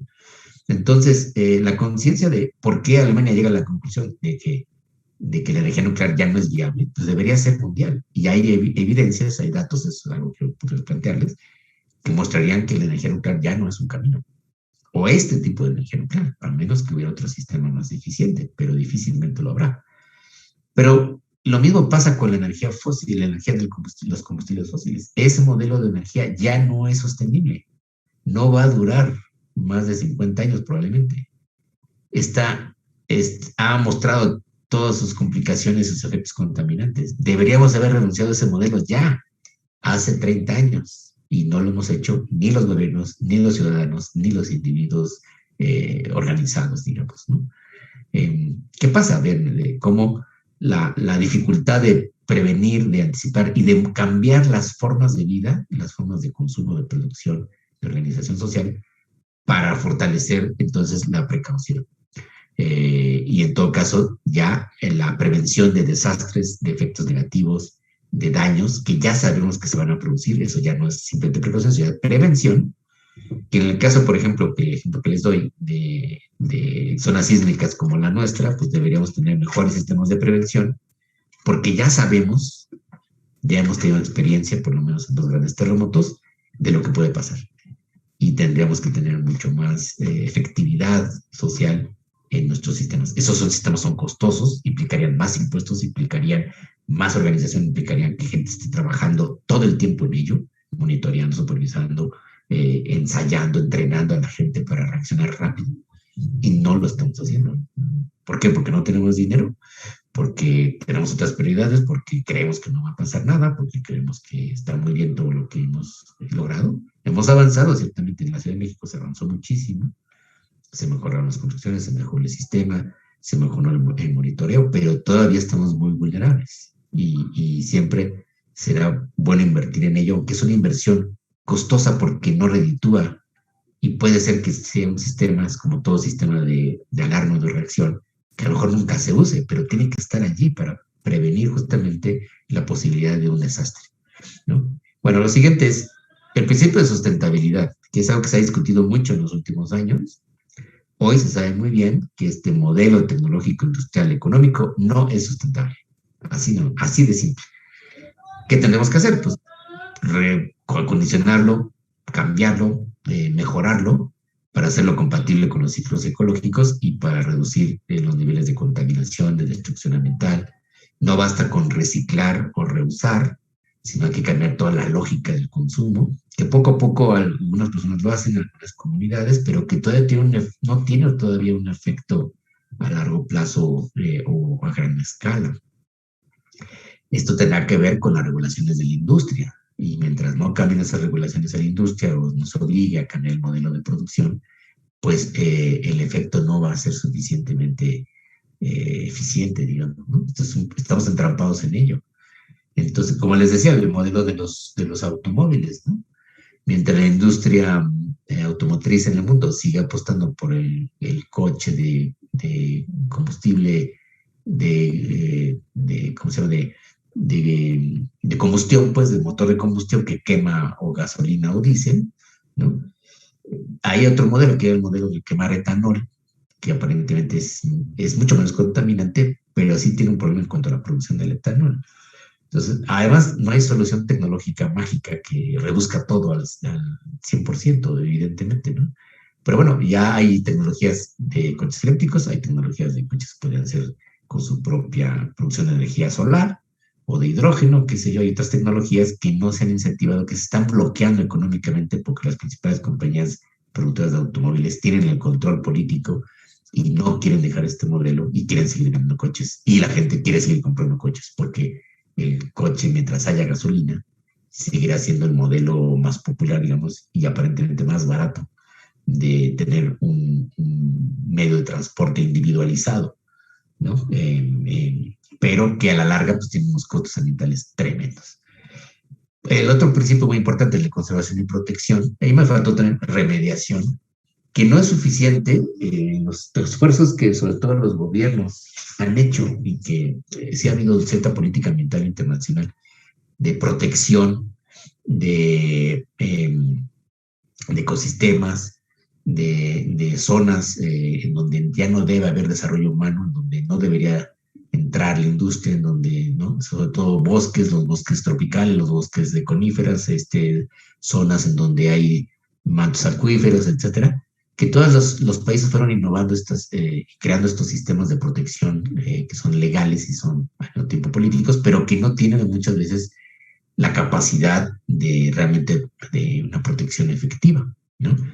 Y la otra es la conservación y la remediación, que la pura protección, digamos, el no tocar esos ámbitos no es suficiente, hay que conservar, hay que hacer algunas acciones para poder recuperar, por ejemplo, ecosistemas o equilibrios entre diversas especies de animales y plantas.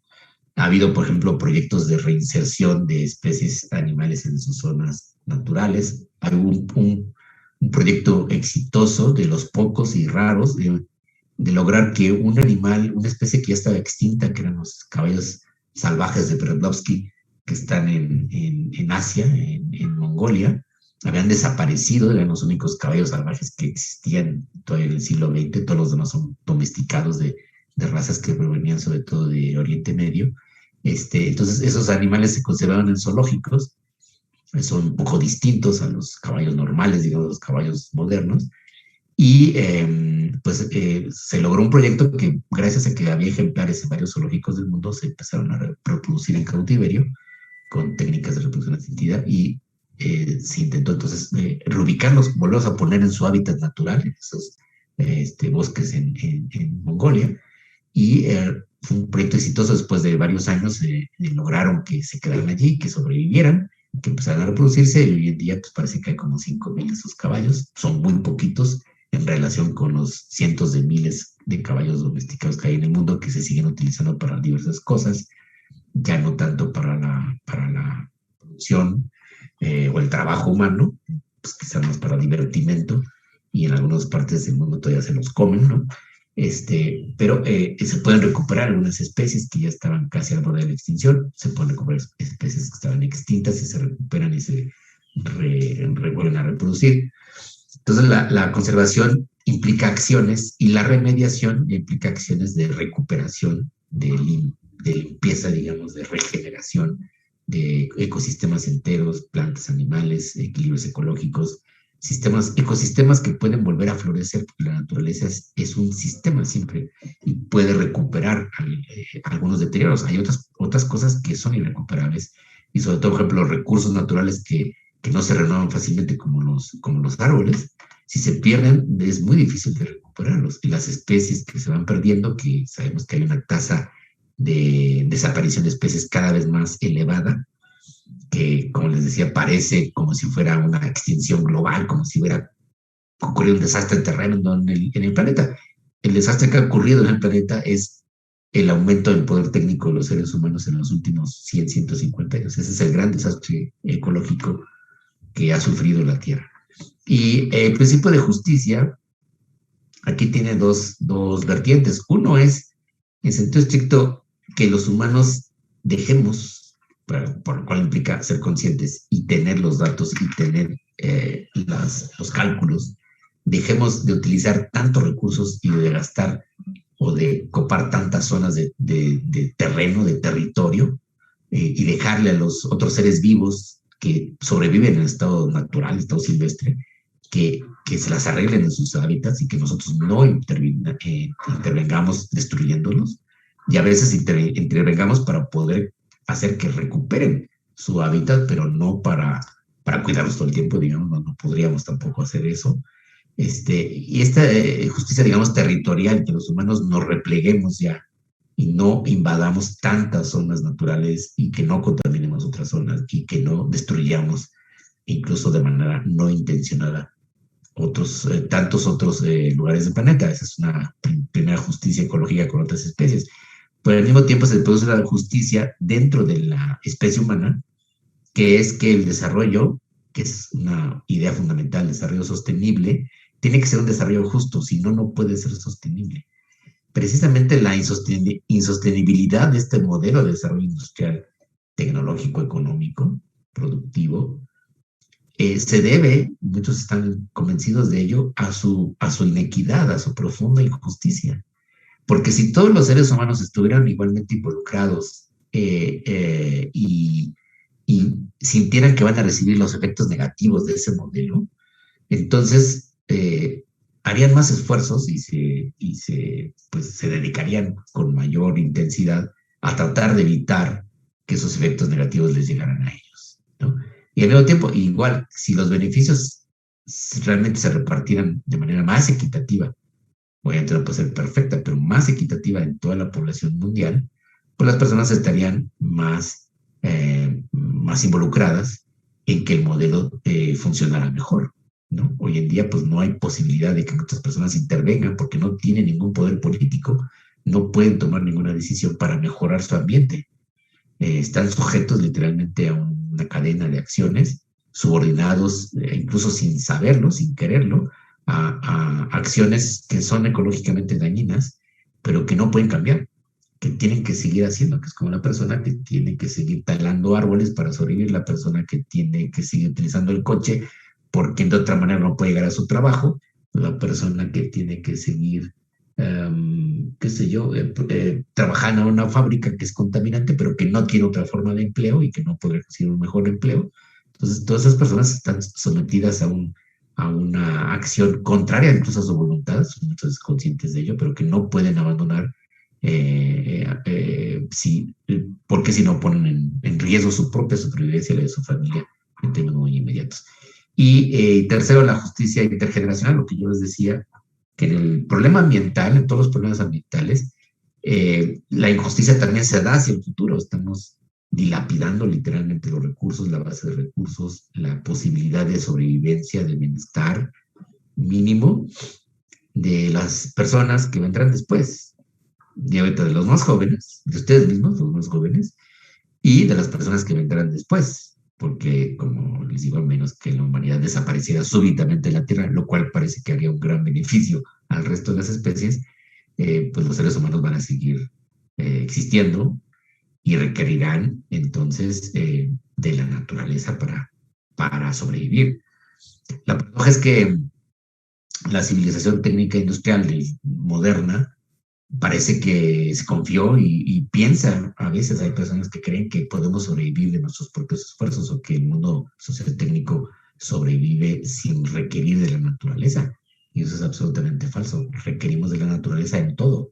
Agua, aire, tierra, alimentos, ¿no? Y procesos que limpian el agua, que reciclan el agua, que regeneran la tierra, que recuperan la materia orgánica de los cuerpos de animales y de plantas que se reciclan, digamos, en la Tierra. La Tierra es el gran regenerador, es un sistema de reciclamiento perpetuo, ¿no? Y que mientras haya energía solar abundante, que es la energía más abundante que existe en la naturaleza, y que nadie puede prever que el sol, por ejemplo, se apagaría mañana, ¿no? Es prácticamente imposible. Esa energía infinita que tenemos todo el tiempo, pues es la energía principal que debemos recuperar, que es la que utilizan todas las plantas, que es la que finalmente utilizamos todos los animales, la energía solar, todo es energía solar convertido en unos ciclos en la naturaleza, y que la manera en que nosotros hemos generado sistemas técnicos a partir de esa energía concentrada en la materia orgánica o inorgánica, por ejemplo, en el petróleo o en los minerales, que se convierten en cemento, o en el petróleo que se convierte en combustible fósil para mover nuestras máquinas, ¿no? Y para generar energía. Todo al fin y al cabo proviene de la misma fuente, pero la hemos reconducido de una manera que no es racional, que no es sustentable. Este es el problema más grave que tenemos hoy en día. Bueno, entonces, en esta presentación no los quiero abrumar con datos y tal. Sí los quería llamarles un poco a la conciencia con algunas imágenes, pero los datos están en los informes que tiene, por ejemplo, la ONU, en el programa de medio ambiente. Los datos están, miren, déjenme proyectar nada más para terminando esta imagen. Déjenme ver si...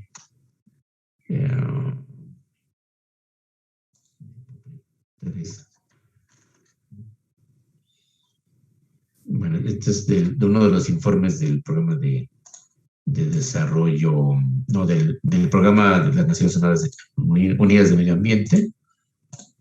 A ver si se ve la imagen. ¿Ya? Sí. Se llama así, Hacer las paces con el planeta, que hecho fue el título de un libro muy famoso del ecologista Barry Commoner. Y vean, lo que tenemos actualmente del lado izquierdo, ¿no? La transformación de la naturaleza actual pone en peligro el bienestar humano. Es que por nuestro propio interés, nuestro propio beneficio, obviamente, el sistema que tenemos pues está complicando la sobrevivencia. El desarrollo humano en estos últimos 30 años, más bien 50 años, de hecho desde que yo nací, tenemos una economía que se ha quintuplicado, y el comercio mundial se ha multiplicado 10 veces, lo cual quiere decir se ha producido cada vez más. O sea, con toda esta acción en la materia que hay en la tierra inorgánica y orgánica, hemos convertido esto en mercancías que no necesariamente generan un bienestar social. La población humana sí se duplicó hasta alcanzar, ya tenemos 7.800 millones de personas. Aún así, los datos que hay es que 1.300 millones de personas son pobres y 700 millones de personas pasan hambre, casi se mueren de hambre. Esto es garrafal.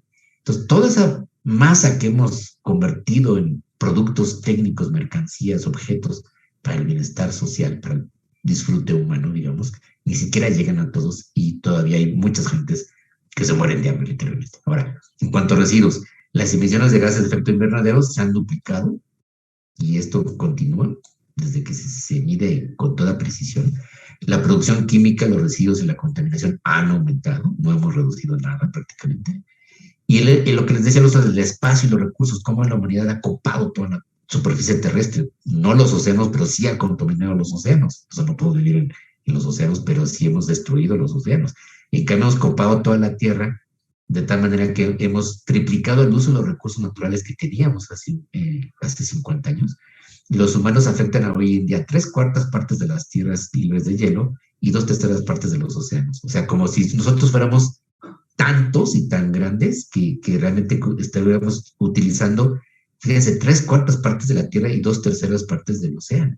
Cuando somos, si acaso, una 0.5 de la biomasa del planeta. O sea, no llegamos ni al 1% de seres vivos. Aunque seamos muchísimos, nuestra masa no da para que realmente fuéramos mayoría en el planeta. Me explico, ¿no? Las capacidades de la Tierra para sustentar la vida, proporcionar recursos y absorber los desechos, que son sus ciclos naturales, están degradadas, están superadas. Por eso se dice, y esto es un dato que mucha gente ya repite como si nada, bueno, necesitaríamos otros 5, 6, 8, 9 planetas más para poder sustentar la forma en que vivimos. Y esto pues es absurdo. Y obviamente no podemos, hay gente que piensa que podemos colonizar Marte o podemos colonizar la Luna, pues ahí tampoco hay recursos y es prácticamente imposible pensar una colonización cercana de otro planeta. El primer problema es cómo nos movemos allá y segundo, cómo viviríamos en una atmósfera que no está hecha para nosotros, que no nacimos allí y no podemos respirar el aire de Marte, ni podríamos ni siquiera resistir las temperaturas o la radiación que tiene Marte, porque no tiene atmósfera suficiente, la energía solar pega directamente y prácticamente pues destruiría otras formas de vida. Entonces los riesgos son para la subsistencia. Esto genera, desde luego, inequidad. Hay problemas de salud que son directamente adjudicables a los problemas ecológicos. Tenemos un problema de alimentación. Seguimos generando muchos alimentos, desperdiciamos muchos alimentos. Todavía no tenemos el problema de que no haya suficiente para todos, pero nunca hemos logrado distribuirlos bien. Y entonces por eso se mueren de hambre tantos millones de personas. El agua se está convirtiendo en un problema serio porque hay cada vez menos agua potable disponible, menos reciclamiento de las aguas, como explicaba de los hielos. Y las ciudades pues, se están volviendo pues, muy inseguras porque se concentran, hay una enorme concentración de humanos y concentran los servicios, pero no están logrando reciclar adecuadamente todos estos problemas. Bueno, ¿qué tendría que pasar desde el lado derecho? Y eso está muy claro. Ya sabemos lo que tenemos que hacer. No es un misterio. Se sabe bien por dónde. El problema es que no se mueve la sociedad hacia ello. Entonces, el desarrollo humano, que tendría que empezar a surgir por lo menos a partir del 2020, ya llevamos un año de retraso, hubo objetivos que se planteaban para 2030 y para 2050. Entonces, 2030 no se va a alcanzar, pero ni de chiste. Y aún así, pues todavía tendríamos una última oportunidad para lograrlo, que es tener un sistema económico sostenible, en tanto la producción, el consumo y los desechos. Sostenible quiere decir que reproduzcan los ciclos de la naturaleza y que no vaya en contra de los ciclos de la naturaleza, lo cual implicaría generar alimentos más saludables y nutritivos, por ejemplo, reducir totalmente la producción cárnica industrializada y reducir el consumo de cárnicos, reciclar el agua y limpiarla, y utilizar energía no contaminante, que es abandonar el modelo de energía de combustible fósil y abandonar el modelo de energía nuclear porque no es segura, tal como se genera ahora. Y esto permitiría, desde luego, aumentar los niveles de bienestar y de salud de todos los ciudadanos en equidad y crear ciudades más sustentables, más pequeñas, mejor organizadas, en donde la gente no tuviera que moverse 30, 40 kilómetros para llegar a su trabajo o a la escuela y tuviera que gastar tanta energía y tiempo y arriesgarse, ¿no? O necesitar transporte privado que si lo consigue es caro, contaminante y de todos modos le cuesta mucho dinero a quien tiene un transporte privado para moverse, para ir a su trabajo o a la escuela. Y en el caso de los residuos, pues tendría que haber una reducción de las emisiones de dióxido de carbono. Para llegar, esto fue el objetivo más ambicioso que se ha planteado, que en el 2050 se redujera a 0 la emisión de dióxido de carbono. Eso es posible, técnicamente es posible, pero no se está logrando y nadie está avanzando hacia esa dirección. Y menos si se empieza a construir refinerías utilizar todavía el petróleo porque se cree que es un gran negocio. La gestión de los productos químicos, los desechos y la contaminación, todavía no hemos resuelto muchos de esos problemas. Tenemos todavía muchos residuos químicos peligrosos, muchos que son cancerígenos, que se conocen, pero que la gente no sabe cuáles son los riesgos. No hay información. Estamos siempre a ciegas allí, no sabemos ni qué comemos, ni con qué nos vestimos, ni qué usamos. Muchos productos se venden como naturales y no lo son. Y pues seguimos desechando todo eso a los mares, a la tierra, al aire, creyendo que es infinito el planeta y que todo lo puede reciclar. Pero no es así. Y vean que no es un asunto nada más de que 1, 1000 o 10 millones hagan eso, sino que si cerca de 5,000 millones de seres humanos lo hacen diariamente a un nivel intensivo, pues vean lo que pasa. Y tenemos que reciclar los recursos, proteger la tierra y los océanos y hacerlos sostenibles. La protección no solamente implica no afectar más, no meterse ahí y no intervenir, sino conservar, remediar, tener que hacer acciones, gastar recursos, dinero, energía humana en remediar los ecosistemas y conservarlos. Eso nos está costando ahora cada vez más y no lo estamos haciendo bien. ¿Para qué? Para que la Tierra pudiera tener capacidad de reciclar, de absorber los desechos. Naturalmente sí lo hace bien, que son los ciclos que tiene la Tierra, el agua. Producir los recursos que necesitamos para sobrevivir, que son fundamentalmente agua y alimentos y energía.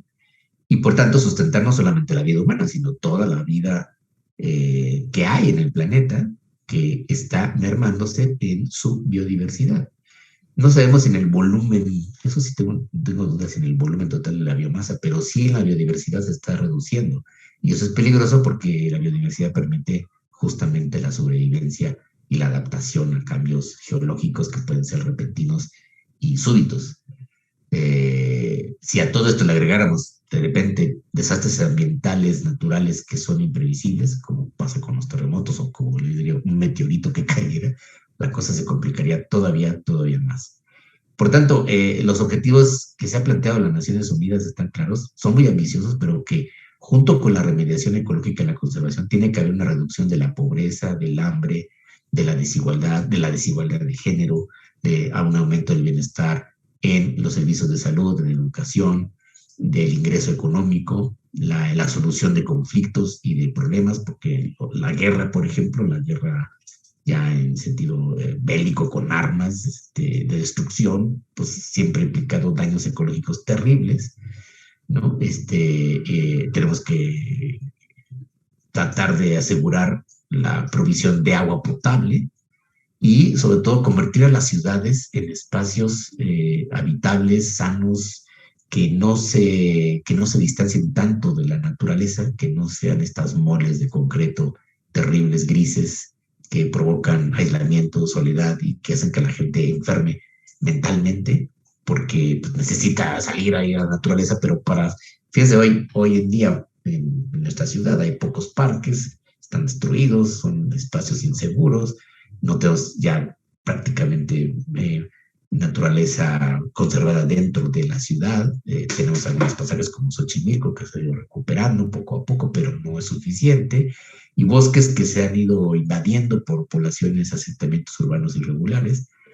Y tenemos que salir de la ciudad para ir a la naturaleza, escapar de ella, pero para eso hay que hacer un viaje, gastar dinero, gastar recursos, gastar energía para poder llegar, por ejemplo, a un bosque, a una playa que esté más o menos en un estado aceptable. Hoy en día, pues ya hay pocas, ¿no? ¿Qué les diré si vas a Acapulco, si vas a Desierto de los Leones, que todavía tiene algo de conservado, pero no es ese santuario natural que fue, yo me acuerdo hace todavía unos 30 años, que estaba mucho mejor conservado. Entonces, este es el problema grave. Y por último les diría, bueno, en ética ambiental lo que se tiene que hacer es recuperar toda esa información científica y también de las ciencias sociales, evidentemente, y ver cuáles son los problemas que están generando la incapacidad de la humanidad para tomar las acciones necesarias para enfrentar ese problema. Lo que es cierto es que queda poco tiempo, que cada vez es más complicado, que lamentablemente, y eso es serio, no estamos logrando una reorganización social, que hay esfuerzos individuales, hay esfuerzos locales, hay mucha gente que sí está preocupada, hay gente que ha logrado cambiar sus formas de vida, sus formas de consumo, pero que no tienen un efecto global efectivo, pues, eficiente, porque falta la decisión y la responsabilidad política de los gobiernos, las industrias, las empresas, el sistema productivo económico mundial y una regulación mucho más efectiva en el orden internacional que genere los acuerdos, como los acuerdos para el cambio climático, que hagan que las naciones se comprometan seriamente a forzar, digamos, a cambiar, a regular a sus ciudadanos y a sus empresas, a sus sistemas productivos, para lograr esos cambios lo más rápidamente posible. De lo contrario, pues el problema va a ser cada vez más difícil de solucionar y algunos pensaban que no iban a vivir para ver los graves efectos que eso va a producir. Ya estamos viendo algunos efectos, sobre todo efectos sociales, y en los próximos 30 años verán efectos cada vez más intensificados, lamentablemente, de este problema, que hoy por hoy es el problema más importante del destino de la civilización. Y aquí se junta todo, la desigualdad social, la inequidad de género, el problema económico del acceso a los servicios, el problema de salud, de educación, todo está relacionado con la sustentabilidad y debería ser el conocimiento básico que se enseñara en todas las escuelas y que estuviera siempre al alcance de todo el mundo, que más o menos hay información, pero no siempre accesible para todos. Bueno, hasta aquí dejo para dar lugar un poco de participaciones y comentarios. Gracias. Muchas gracias, doctor, por su excelente presentación. Vamos a leer algunas preguntas y comentarios. El tiempo es corto, pero si está de acuerdo vamos a proceder. Sí. Majarba González dice, mientras lo escucho, no puedo evitar pensar que aunque realicemos una fuerte práctica ambiental individual, tal vez con algunas repercusiones colectivas, mientras no haya políticas ambientales que verdaderamente incidan en la regulación de empresas que afectan directamente al medio ambiente, la crisis ecológica que vivimos se va a intensificar con mayor rapidez. Marifer Ceballos dice, justo, si bien nuestras acciones como individuo en definitiva contribuyen a la disminución de este problema, somos nimios ante las empresas e industrias cuya explotación no solo se limita al ambiente, afecta tanto a la biodiversidad, diversidad cultural y salud pública en zonas de pobreza. No sé si quiera comentar algo de estos dos observaciones. Sí, por supuesto. Siempre ha sido esta paradoja que se dice, bueno, la acción individual puede lograr mucho, sí, localmente, sí, en tu casa puedes hacer muchas cosas, por ejemplo, reciclar muy bien la basura, reducir lo más posible los desechos, hay toda esta lógica del cero desechos, ¿no? Que sí se puede implementar en una casa.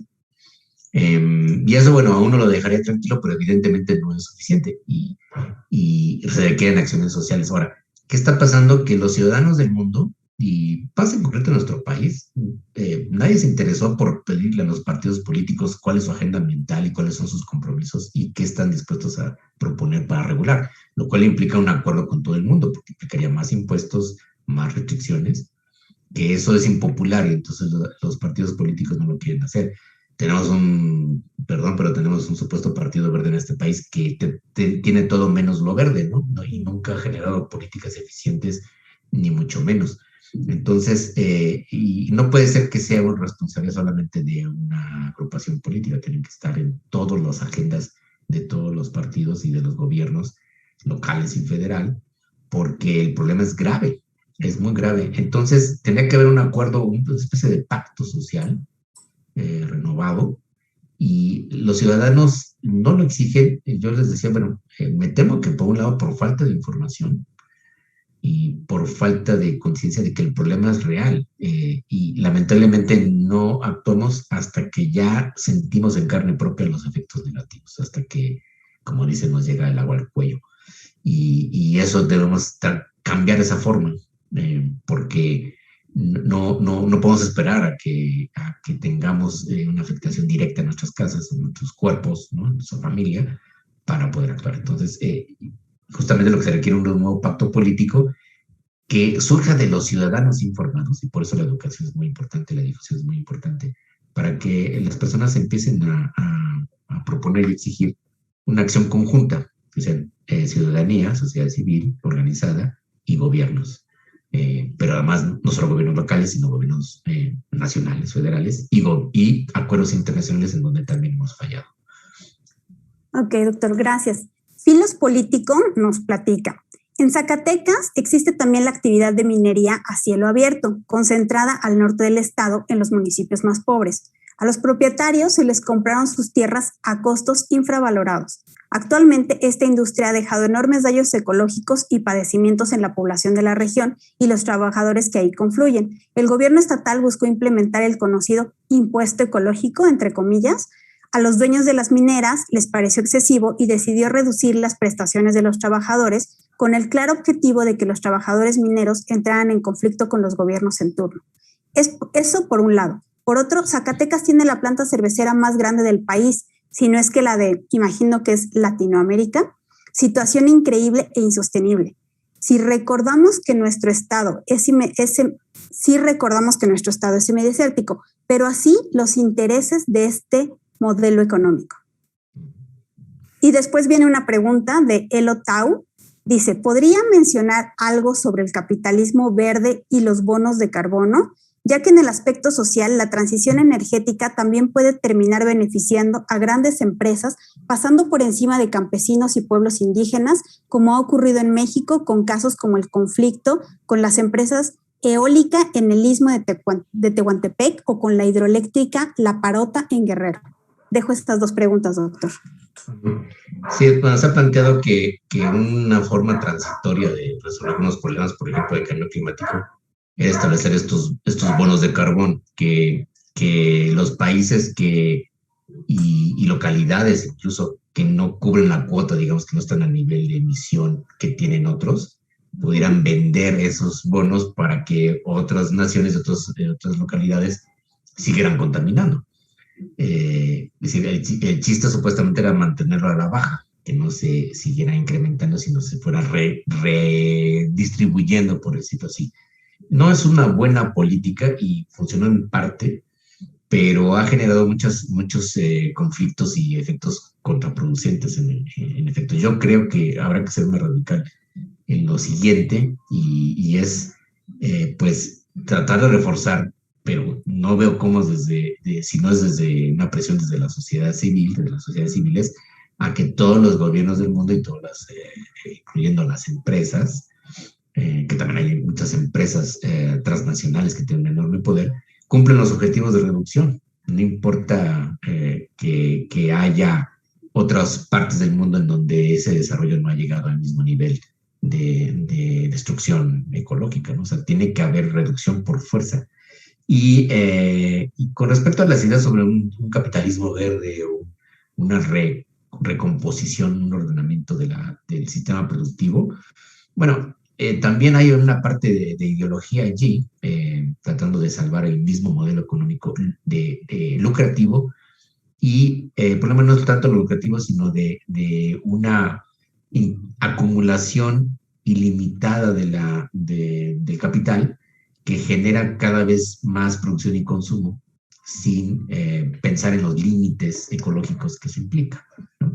Entonces, hoy por hoy ya se plantea desde muchos puntos de vista, y desde la economía, desde la ecología, desde distintos sectores de la ingeniería, por ejemplo, que ya es inviable ese modelo de acumulación o de producción mercantil, digamos, ¿no? Si no se ven los límites. Entonces, el límite material que tienen los recursos y los ecosistemas de la Tierra tendría que marcar la pauta de hasta dónde se puede seguir incrementando la producción, por ejemplo, ¿no? O utilizando la energía, utilizando los recursos. Entonces, en todo caso, lo verde de ese supuesto capitalismo verde, pues parece entonces ir en contra de la lógica de incremento del capital, y tendría que diversificarse de otro modo o convertir esa tasa, esa enorme tasa de ganancia. El ejemplo que pone la persona que habló del caso de Zacatecas es trágicamente claro, cómo el interés comercial y de la ganancia y de mantener las mismas condiciones de extracción de plusvalía genera este modelo profundamente destructivo, ¿no? Que obviamente lo que menos le importa son las personas, los trabajadores, sino la ganancia que reciben quienes detentan la propiedad de sus capitales, ¿no? A costa de todo lo demás. Entonces, en todo caso, un sistema económico, a mí no me gustaría hablar de capitalismo verde, yo creo que tendría que cambiar radicalmente. Un sistema económico sustentable, que ese es el concepto que se ha encontrado en ecología, un sistema económico sustentable tendría que tener límites, no puede seguir utilizando los recursos de esa manera, tendría que poner límites a las tasas de ganancia, eso ya lo han planteado personas como Thomas Piketty, el economista que ha hecho el gran estudio del capitalismo en esta época, es como una actualización del estudio que hizo Marx en su época, en nuestra época. Que el problema que encuentra más grave Piketty es que la tasa de ganancia se ha aumentado, ilimitadamente, pues, y generando cada vez más desigualdad social. Y eso genera ya ahora un problema social muy grave. Entonces, la tasa de ganancia tendría que estar limitada, lo cual sería una innovación inaceptable para la ideología del capitalismo, que no acepta ningún límite a la acumulación de riqueza. Pero como decirle a la gente, tú puedes hacer negocio y puedes vivir bien, por supuesto, y puedes competir y generar innovación y lo que quieras, pero hasta cierto límite. No podrás sobrepasar. ¿Cuál es el límite? Pues la tasa de utilización de recursos o de desechos que vas generando, directa o indirectamente. Entonces, en el caso de la minería, por ejemplo, tendría que haber habido esas tasas limitadas de hasta dónde se puede extraer, a qué ritmo, y una vez por supuesto, las minas, una vez que se agotan, pues simplemente se dejan ahí y se abandonan, y con lo cual se abandona toda la población que vivía de eso, por cierto, ¿no? Ha habido muchos, bien sean los pueblos fantasma que se generaron en la minería, como Real de 14, por ejemplo, ¿no? Que dejó de haber producción porque la mina se acabó dejó de ser sustentable, o dejó de ser un negocio y se acabó todo. Entonces no puede llegar a eso, sino a un límite de cuál es la tasa de extracción desde el punto de vista material, biofísico, que debe regular en todo caso su negocio y desde luego incrementar las regulaciones desde los estados para beneficiar más a las personas que trabajen en ello y haciéndose cargo de todas las implicaciones y los costos que implica los distintos tipos de industrias. Muchas de las industrias son muy contaminantes. La minería es de las peores, en efecto, pero también hay industria petroquímica, la industria química, la industria de alimentos, la industria del cemento, en fin, prácticamente no hay industria que se salve, todas tienen unos efectos ecológicos tremendos y tendrían que ser soportados, contenidos por toda la sociedad en su conjunto. Ok, doctor, muchas gracias. Luis Morales dice, los problemas ecológicos provocados por el cambio climático no afectan en sí a nuestro planeta, pues no provocan su extinción, sino más bien afectan a las especies que habitamos en él, pues lo vuelven inhabitable. Por ello, ¿cómo considera usted que podríamos crear una verdadera conciencia humana para entender que estamos causando la extinción no solo del planeta, sino de sus especies, incluyendo la propia? Yo pienso que, bueno, todos los temas de educación ambiental, ecología y del complejísimo, porque es un muy complejo problema ecológico general que tenemos. Uno es el cambio climático, otro es la pérdida de biodiversidad, otro es la contaminación, otro es la tasa de extracción. Todos además generan problemas sociales, ¿no? Entonces, ese conocimiento debería ser el primer orden en todas las escuelas desde el nivel básico, ¿no?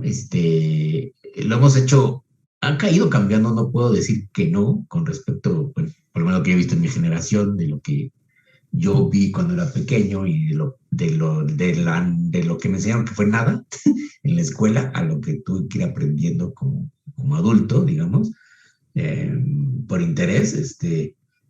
Hay un gran cambio con respecto a lo que ahora se les enseña a los niños y a los jóvenes, pero no se ha transformado en un nuevo conocimiento, en un paradigma, digamos, consolidado, que introduzca en las personas esa conciencia ecológica, como se dice. Ahora, ciertamente está demostrado que por vía del miedo, de decir, debes tener un pavor espantoso de que la humanidad va a acabar sus días, no genera conciencia. Eso es lo más curioso, digamos. Ciertamente las personas descreen de que alguien esté diciendo que va a venir un efecto muy negativo. Y muchos ecologistas y muchos ambientalistas y muchos filósofos ecologistas pues han tenido que ser una especie como de profetas negativos que anunciando el apocalipsis, ¿no? Y aguantando pues el descrédito y a veces la incredulidad, la desconfianza y hasta la burla de las mismas personas que no quieren creer, porque es algo que nos resistimos a creer. No es agradable, por supuesto, y es algo que molesta a la conciencia, ¿no? Cuando, ese es el problema de otras cosas, de qué hacemos cuando en la conciencia moral sabemos que estamos actuando mal, ¿no? Muchas veces no cambiamos nuestra forma de actuar. Muchas veces apostamos a que eso se pueda mantener o que haya un cambio en las condiciones de la vida que deje de ser un problema. Entonces, hay muchas trampas cognitivas que nos juegan en contra como especie, ¿no?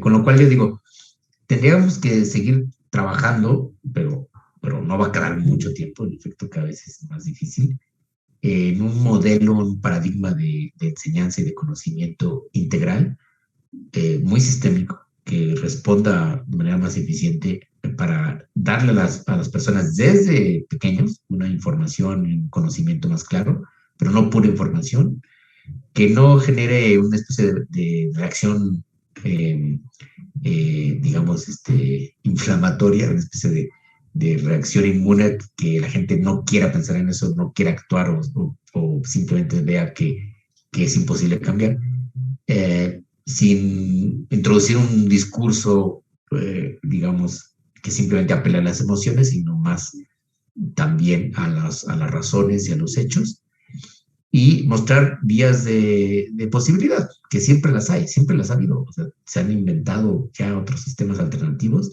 y tenemos todo para transformar el modelo económico mundial.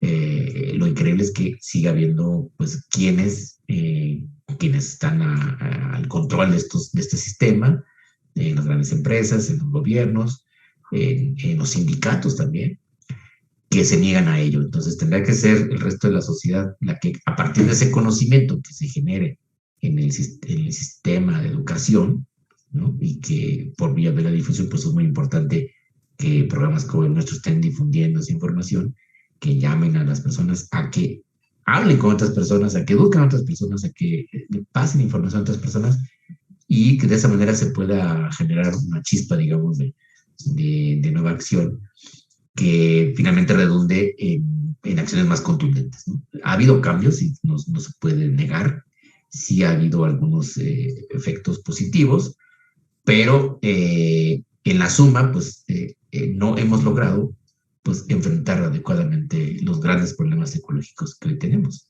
Tenemos que seguir insistiendo por otras vías que son quizá más difíciles y de largo plazo, como es la formación de la conciencia o la educación de las personas. Y hay que idear otras maneras también de hacer llegar la información más rápidamente a la gente, de manera más directa, muy clara, muy precisa, pero sin falsear la realidad o sin dar falsas expectativas también. Eso yo lo que diría, porque muchas veces se ha generado también una falsa expectativa de que basta con algunos cuantos cambios, ¿no? Y para que uno se sienta ya bien con su propia conciencia y no siga pensando en un problema que se vuelve cada vez más complejo. Muy bien, pues hemos llegado al tiempo en que tenemos que terminar la sesión. Una disculpa a todos porque no pudimos leer las preguntas y los comentarios. Agradecemos mucho su participación, doctor Linares, y a todos aquellos quienes nos acompañaron en este ciclo. Les recuerdo que fue la última sesión de la cátedra. Cualquier pendiente o cualquier duda que tengan pueden escribir al correo del doctor Ángel Alonso Salas. Las constancias se entregarán aproximadamente en 3 semanas. Doctor Linares, nuevamente muchas gracias. Una sesión muy, muy interesante. Gracias, Rocío. Gracias a todos y pues, buenas tardes. Gracias por atender esta sesión. Muchas gracias a todos. Buena tarde. Gracias, Francisco. Gracias, David, que estuvieron para apoyarnos en lo técnico. Hasta luego. Gracias. Hasta luego.